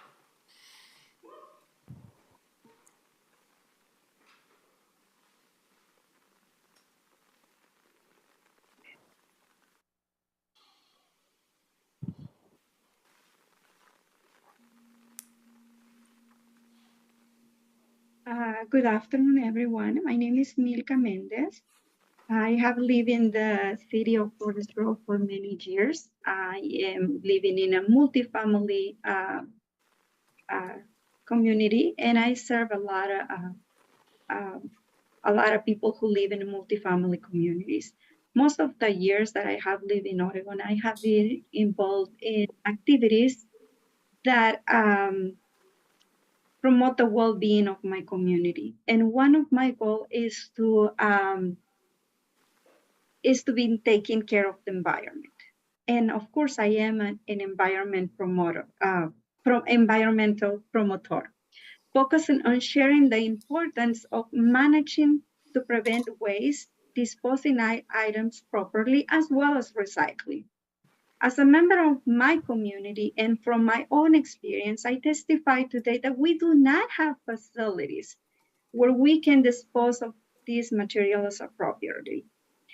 I became a member of the community advisor group to advocate and represent the members of my community because I want my people, I want my community to have access to affordable facility in order to dispose materials properly. We need community depots where we can take items for safe disposal. It is also important to create environments where anyone in the community feels welcome and encouraged to learn about reduce, reuse, and recycle. As a member of the community advisor, I testify that the plan that we have been working for a long time meets the expectations of my community. So I urge the council to adopt a plan today. We are ready. We are ready and we need it. We need it in Forest Grove, we need it in Cornelius, we need it in Hillsborough. So thank you for your time. Thanks. Thank you. Gracias, Milka. Gracias, Juan Carlos.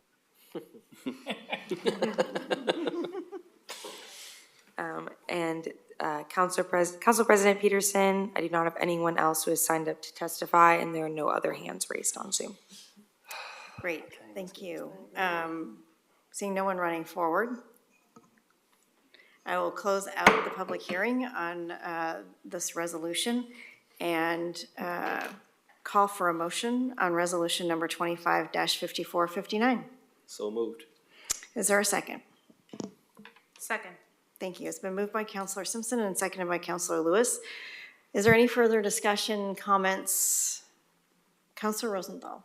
Thank you, Madam Chair. Yeah, I have a couple comments. I've been working on solid waste since for almost 50 years, back when solid waste was just dump it in the ground. And so I really very much appreciate the hard work that's gone in on the part of our department, WPES department, in really changing the whole trajectory with a much more of emphasis on reuse and recycling and reduction, of course, and dealing with community issues in a very positive way. I very much appreciate the hard work that's done by the Community Action Group. I think their work is very important.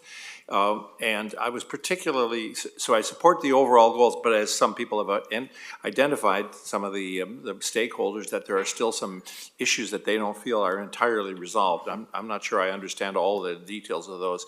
As you know, I represent a district where there has been some concern over partnerships, over rates, and to some extent over this reuse and recycling center.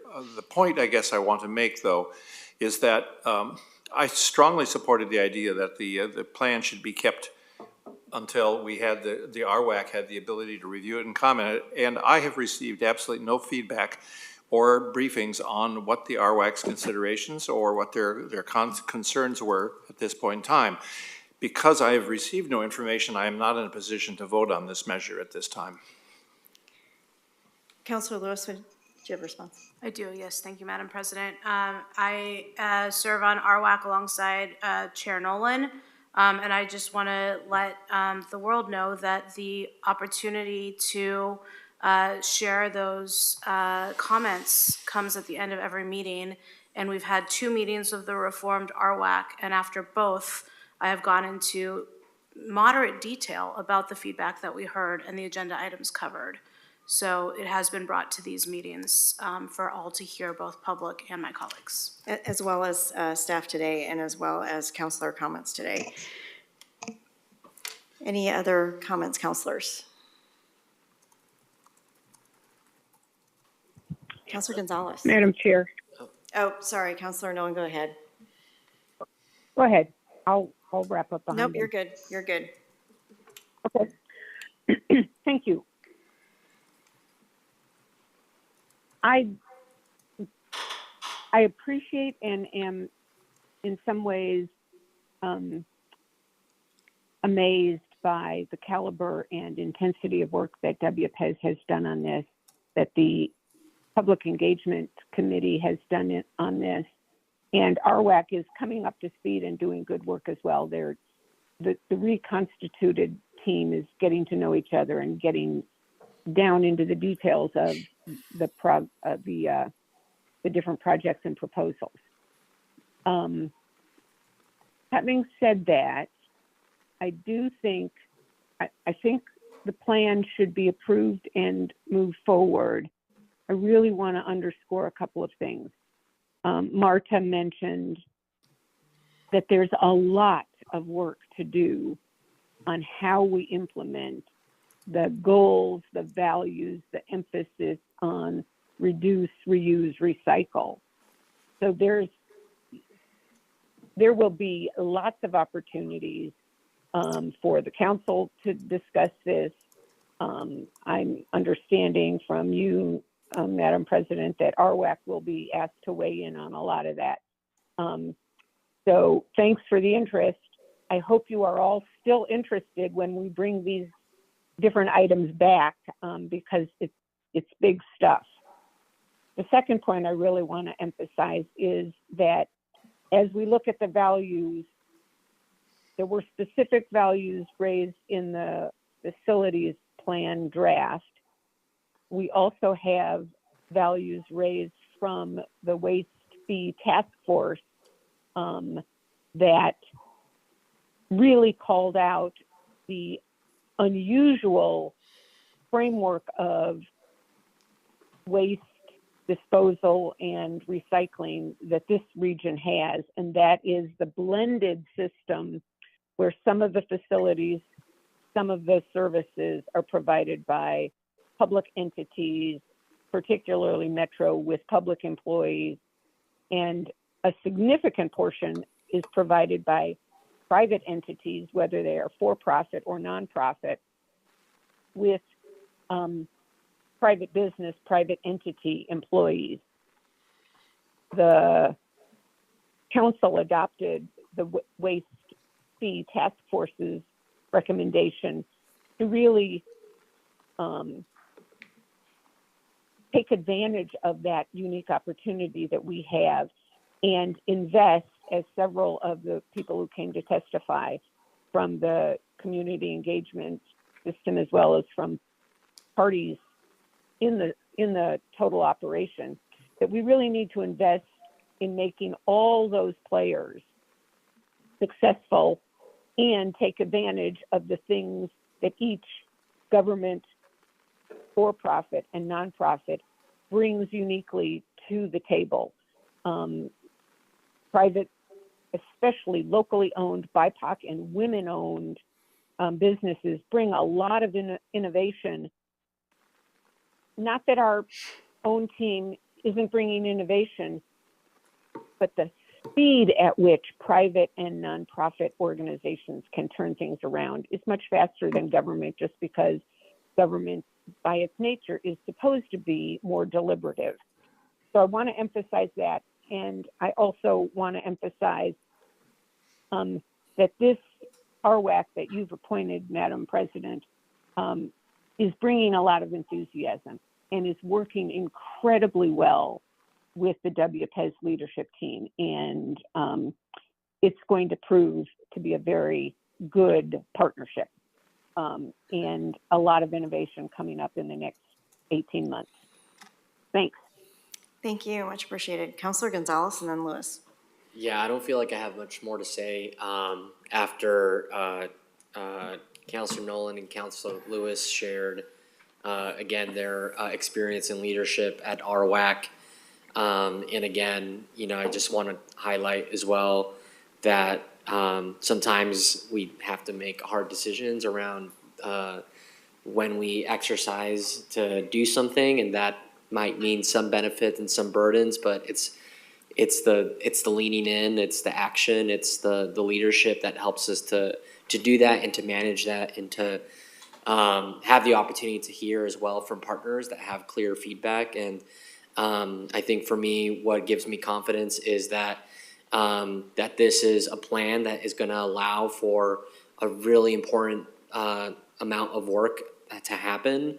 That can't happen until we move forward on it. And so this council has given direction for a long time around the level of partnership, but also the level of regionalism. So I'm excited to vote yes to support it. Also understanding that there's still so much work to do to engage more stakeholders and also the average ratepayer. And I have a question for our industry partners and knowing that, like, I don't know what opportunities there are out there. I mean, a lot of us get our bills in PDF format these days. And so rather than sending in mail, so, I mean, is there an opportunity to add an extra PDF to those files and to do an education campaign? It's the kind of stuff I'd love to work with people on.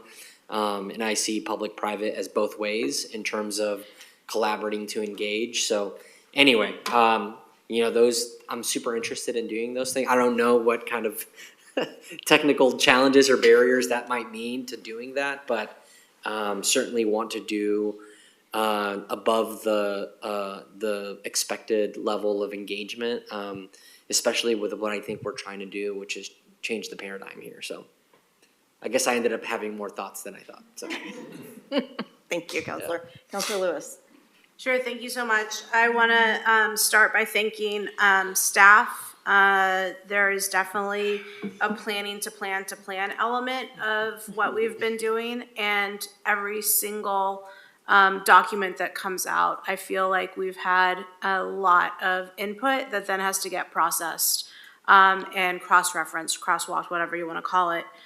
So want to appreciate the staff for getting their arms around this project and involving community, industry leaders, and council. I think when some of us who were brand new and adopted our plan 7 years ago, we kind of set off on a journey that was very staff-directed, and I think it's taken some trust building and some patience as staff are sharing some of the decision points more with council. So I thank staff. When it comes to this moment in time and the global disruption to everything that undergirds our society, be it the financial markets, be it our expectation around governance, I think this is exactly the right moment to commit to being planful about our waste. Our region has invested in the past with the publicness of the community benefits come first when it comes to our waste system. And Metro South is in my district. We've done an excellent job managing there, but we don't need to say Metro South was a one and done. Other parts of the community should be able to access something within a reasonable distance of their house for public benefit and public services. So that is at the core of why we need to move forward with this plan. Obviously, there are decision points on which depots will come first, which planning processes such as reuse need to be right-sized, but I am very happy with this product as well as the process. Thank you. Thank you. Any other counselors? All right, I just want to do a quick recap on history here. I think it's important to remember where we were and where we're headed. So in 2019, January, three of us on this council adopted the 2030 Regional Waste Plan without knowing really what was in it, but knowing that a lot of good work had occurred. And wanted to make sure we were moving forward and acknowledging that hard work. I think as we got further into it and into COVID and we started to actualize that plan, the cost of that plan became apparent. I don't remember the actual amount of the piece of land that we were looking at to potentially move and recreate Metro South, but it would also have had an incredibly high cost to just build the building, about $75 million more to build the building on top of the cost of the land. And remediation. What were those numbers, do you recall? They were high. They were really up there, and there were a lot of unknowns on the property itself. And they're so, as we've been saying, thank you, Marisa, for reminding us, there's so few acreage of industrial-ready lands in this region that we were very happy to have found a parcel that might do it, but the cost of doing that was extremely high, which made us sit back and take stock of where we were and ask the staff to come up with scenarios of how to do this differently. Because the cost that would have been incurred to the actual customers out there would have been incredibly high, and I don't even want to guess how much more that those costs would have gone up to our end users and within the system. But it would have been way bigger than the amount that we're talking about in today's dollars. Obviously, that's not the year of expenditure, the amount that we're talking about, but over the 20 years, that's significantly less than what we were talking about. So we have sat back and we have looked at what is Metro's role. How do we get the same outcomes in a different way? And we looked at those scenarios, whether it was a consolidated, distributed, do nothing, which would have been even worse. And here we are today looking at a distributed network based on what is the public's role in this industry. Public's role should be to make sure that the things that are not happening in the private sector that benefit the public health and the public well-being continue to proceed forward, and there is a cost to that. There is a cost to that. And so I think as I look at the totality of the work that's been done, the private-public partnership that we are building together as we go through this to also have public good done where it doesn't actually make sense for the private sector, that does have a cost, and I'm willing to push forward on that and continually look and relook at how efficient we can be in doing that, but there is a cost. But what we have done, and I think we should all give ourselves a round of applause, is find a way together to meet the outcomes that we all wanted in a much reduced cost for the future. And that was the goal that we had on top of meeting the public good. So I just wanted to say I can't believe the amount of work that we have gone through to get here, to get to the outcomes, and the amount of work staff has done, the amount of work that every one of you have done in this room to get us here to this point and really think differently about how we do this in the future. There are trade-offs, as Councilor Gonzalez mentioned, there are trade-offs. And one of those that the industry understands is that while we might be pulling out of the commercial waste side of this equation, we will be regulating costs to make sure that we are all making sure that we reduce costs to the end customer. That is one of those things that we are in public-private partnership willing to move forward on. So I, just with a resounding yes, will be voting yes. To be able to move forward and get real outcomes on the ground for people in a cost-effective way. Sorry, I just had to go all the way back because it's been quite a journey. And for staff in the room, it's been probably a 10-year journey, not a 6.5-year journey. So thank you to everybody involved. Thank you to Councilor Nolan and Councilor Lewis for the next iteration of RWAC and the successful work that you've been doing and the continued perseverance on that public-private partnership. With that said, any other comments, counselors? Georgia, will you please call the roll? Counselor Lewis. Aye. Counselor Rosenthal. Abstain. Counselor Simpson. Aye. Counselor Gonzalez. Yes. Counselor Wong. Aye. Aye. Counselor Nolan. Yes. And Council President Peterson. Aye, the motion passes. Congratulations.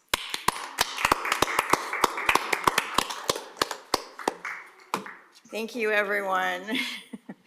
With that, we will move on to Chief Operating Officer Communications. Thank you, Councilperson Peterson. Keep it down as you leave the room, I'd be much appreciated. Okay, if you could take your conversation outside the room. Celebration can be in the back. All right, thank you.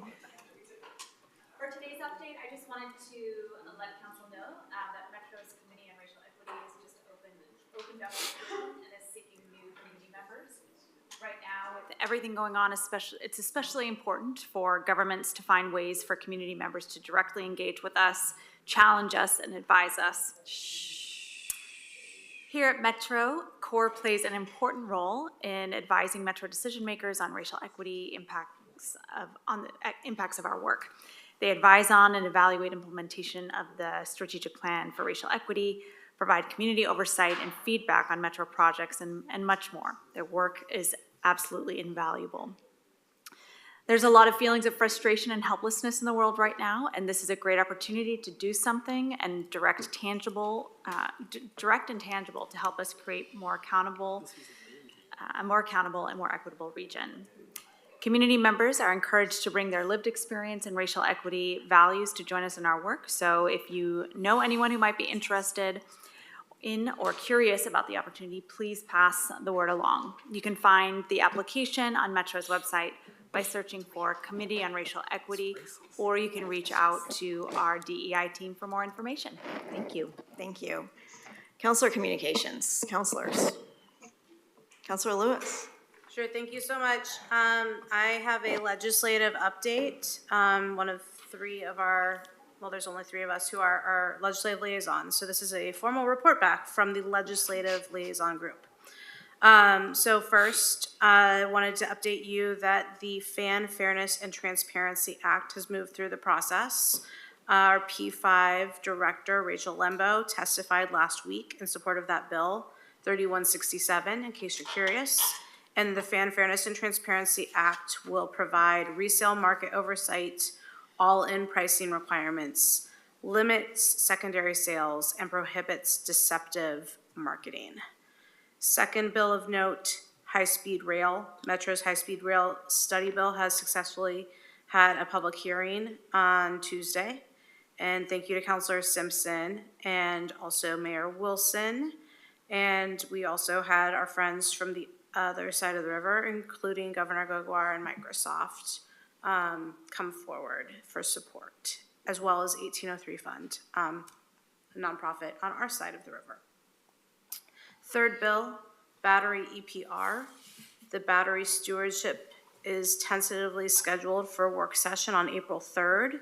An amendment was submitted this week after lengthy discussions with industry, DEQ, and Aura, which resulted in some tweaks. For example, the definition of a medium battery was changed to align with the EPA definitions. Fourth and last bill, we are supporting the Nonprofit Advisory Council, which is Senate Bill 602. And so that's establishing a nonprofit advisory council for state agencies. This is aiming to modernize challenges in grants and contracting for nonprofits who work with state agencies. Our departments, especially housing, stress the importance of nonprofits in our public-private constellation. So we are supporting that bill, both in spirit and with some real lived experience. So finally, colleagues, the opportunity here in the next 2 weeks is to get everything we need to across the line, because the second week of April, first chamber deadlines are upon us. Great, thank you. Thanks for the update. Anybody else? Oh, Councilor Gonzalez. Yeah, thank you. Oh wow, all our audience is gone. Nobody wants to hear this. All right, well, Eight people with us online. yeah. Mostly staff. Yesterday you all received a forwarded memo from me detailing some of the items that we are going to be covering at JPAC this morning, which included regional flexible fund tweaks as well as some elements on Rose Quarter. We met this morning, and those were the primary subjects of our conversation. And incredibly happy to report that the Rose Quarter was programmed unanimously by JPAC. And Councilor Simpson was able to work with the regional table to implement a some strong language around the scope of the project, and if the Reconnecting Communities money is pulled, that the region will need to have a conversation. And we had a chorus of testimony coming to share, and obviously it's a big project with a lot of headlines and a lot of feedback, and a lot of opinions, but I feel great that the regional table was able to send a strong signal to the Metro Council, which we will consider it next Thursday in 7 days' time. And so, I know we've received a lot of feedback and comment on that, but I wanted to make sure I share that. And also, as the meeting was wrapping up on Rose Quarter, Ryan Winsheimer did share that USDOT, I don't want to use the wrong language here, but it was like the next phase of the obligated funding in the construction of the Reconnecting Communities. There was like a window where we could begin to move forward on that, which was previously that was not a possibility. And so there's kind of like a today is today, tomorrow is tomorrow kind of thing with the federal government right now that we all know and understand. But my understanding is that, and he shared this as he was walking out the door, that ODOT has already hit submit on all of their paperwork to move that obligation period of the construction funds of Reconnecting Communities into the Portland region. So that's awesome news. So I hope that we can all have more conversations as we approach that, our vote next Thursday, and continue to do right by the support of and support the project partners. So that's the first element. The second element is on the regional flexible funds, in which we were able to move forward a bonding or a package scenario for public comment, which also received unanimous support, and highlighted 5 of the region's most important projects, which include TV Highway and 82nd Avenue, as well as Sunrise Corridor, which we lovingly have called the Big Three at the JPAC table, as well as some important investments for Burnside and for Montgomery Streetcar. So there was a lot of conversation and dialogue around that, but I'm really grateful to Councilor Lewis and Councilor Simpson for their leadership and the many conversations in getting a RUFA package like this. Not that we're at the finish line, but just continuing to move it forward. And there was also some great conversation around how this might be the most transparent RUFA bond package in our history as a region, in terms of the commitment to conversation, but also to investments in the way that we're making them. So I think we're feeling good about that in our early morning meeting. And of course, if you have any questions or conversations, please come talk to me or Councilor Lewis or Councilor Simpson. And as you know, many of these things all of these things require support from the Metro Council as well for the final actions. And so I want to make sure you feel updated, informed, so that when the time comes, you feel like you can support the work that we've all been doing. Thank you.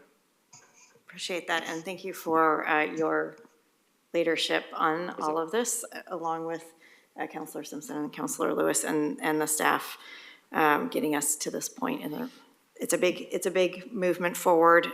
Those were big priorities in the package, and so moving them forward is amazing. Yeah. So thank you. Any other, Councilor Rosenthal? Yeah, thank you, Madam Chair. Just, you made The chair may want to comment on the opening of the Tigard facility yesterday, which was attended by a lot of dignitaries. I just want to make a comment today. The Portland Business Chamber, or the Portland Chamber, had a business meeting with a presentation by Eco Northwest on the future of homelessness. And just one point that I think is important to recognize is he pointed out the complexities of counting is very difficult, such that for every 100 people that we place in housing, we should only expect a point count reduction of possibly 10 or 15, and if we're really lucky, 20. So there is not a direct one-to-one correlation. And so the numbers of people who we see on the streets is going to go down a lot slower than the number of placements we see, which should not, as he pointed out, should not deter us from moving forward. Yeah, the complexity of the number is highlighted in a scenario that he found in a paper article, news article. I think it was from LA or California anyway, where a young woman lived part-time in her grandmother's garage with her mother. When that became too difficult, she would then get a hotel room for a couple nights until she couldn't afford a hotel room anymore. And then she would hop into her SUV and spend a few nights out on the street when it was raining, and when it was nice out, she would pitch a tent. So what actual point in time count would pick her up in terms of is she homeless? Is she invisible or is she visible? And so the point was, you can have a point in time count of whatever it is gonna be this year. Let's just say somewhere between 5,000 and 6,000. And the invisible part of that equation from that point in time account is so much greater that when you take the entirety of the homelessness and you put them into housing, the number of people from the street that you remove is a much smaller percentage. So why does it seem like we still have done all this work and there's still folks out on the street? There's a lot of work to do, because there's actually a total homelessness that's much greater than the unsheltered on the street. So it was, he said it was gonna get nerdy, and ChatGPT actually gave him a suggestion to unnerd his presentation, but he felt like he needed to keep going because he couldn't find a better way to talk about it in terms of the complexity. But I think we're gonna try and get a copy of that for everybody. Great.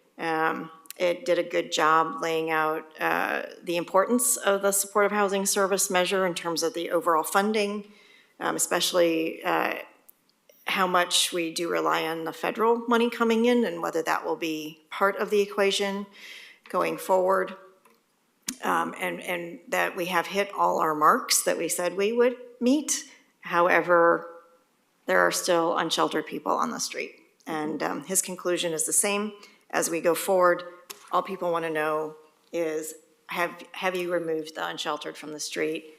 The invisible part of homelessness is not as pertinent in that conversation. So anyway, I think it raised a lot of eyebrows in the business community of, oh, this is harder than we thought. There are a lot of good questions coming out of it.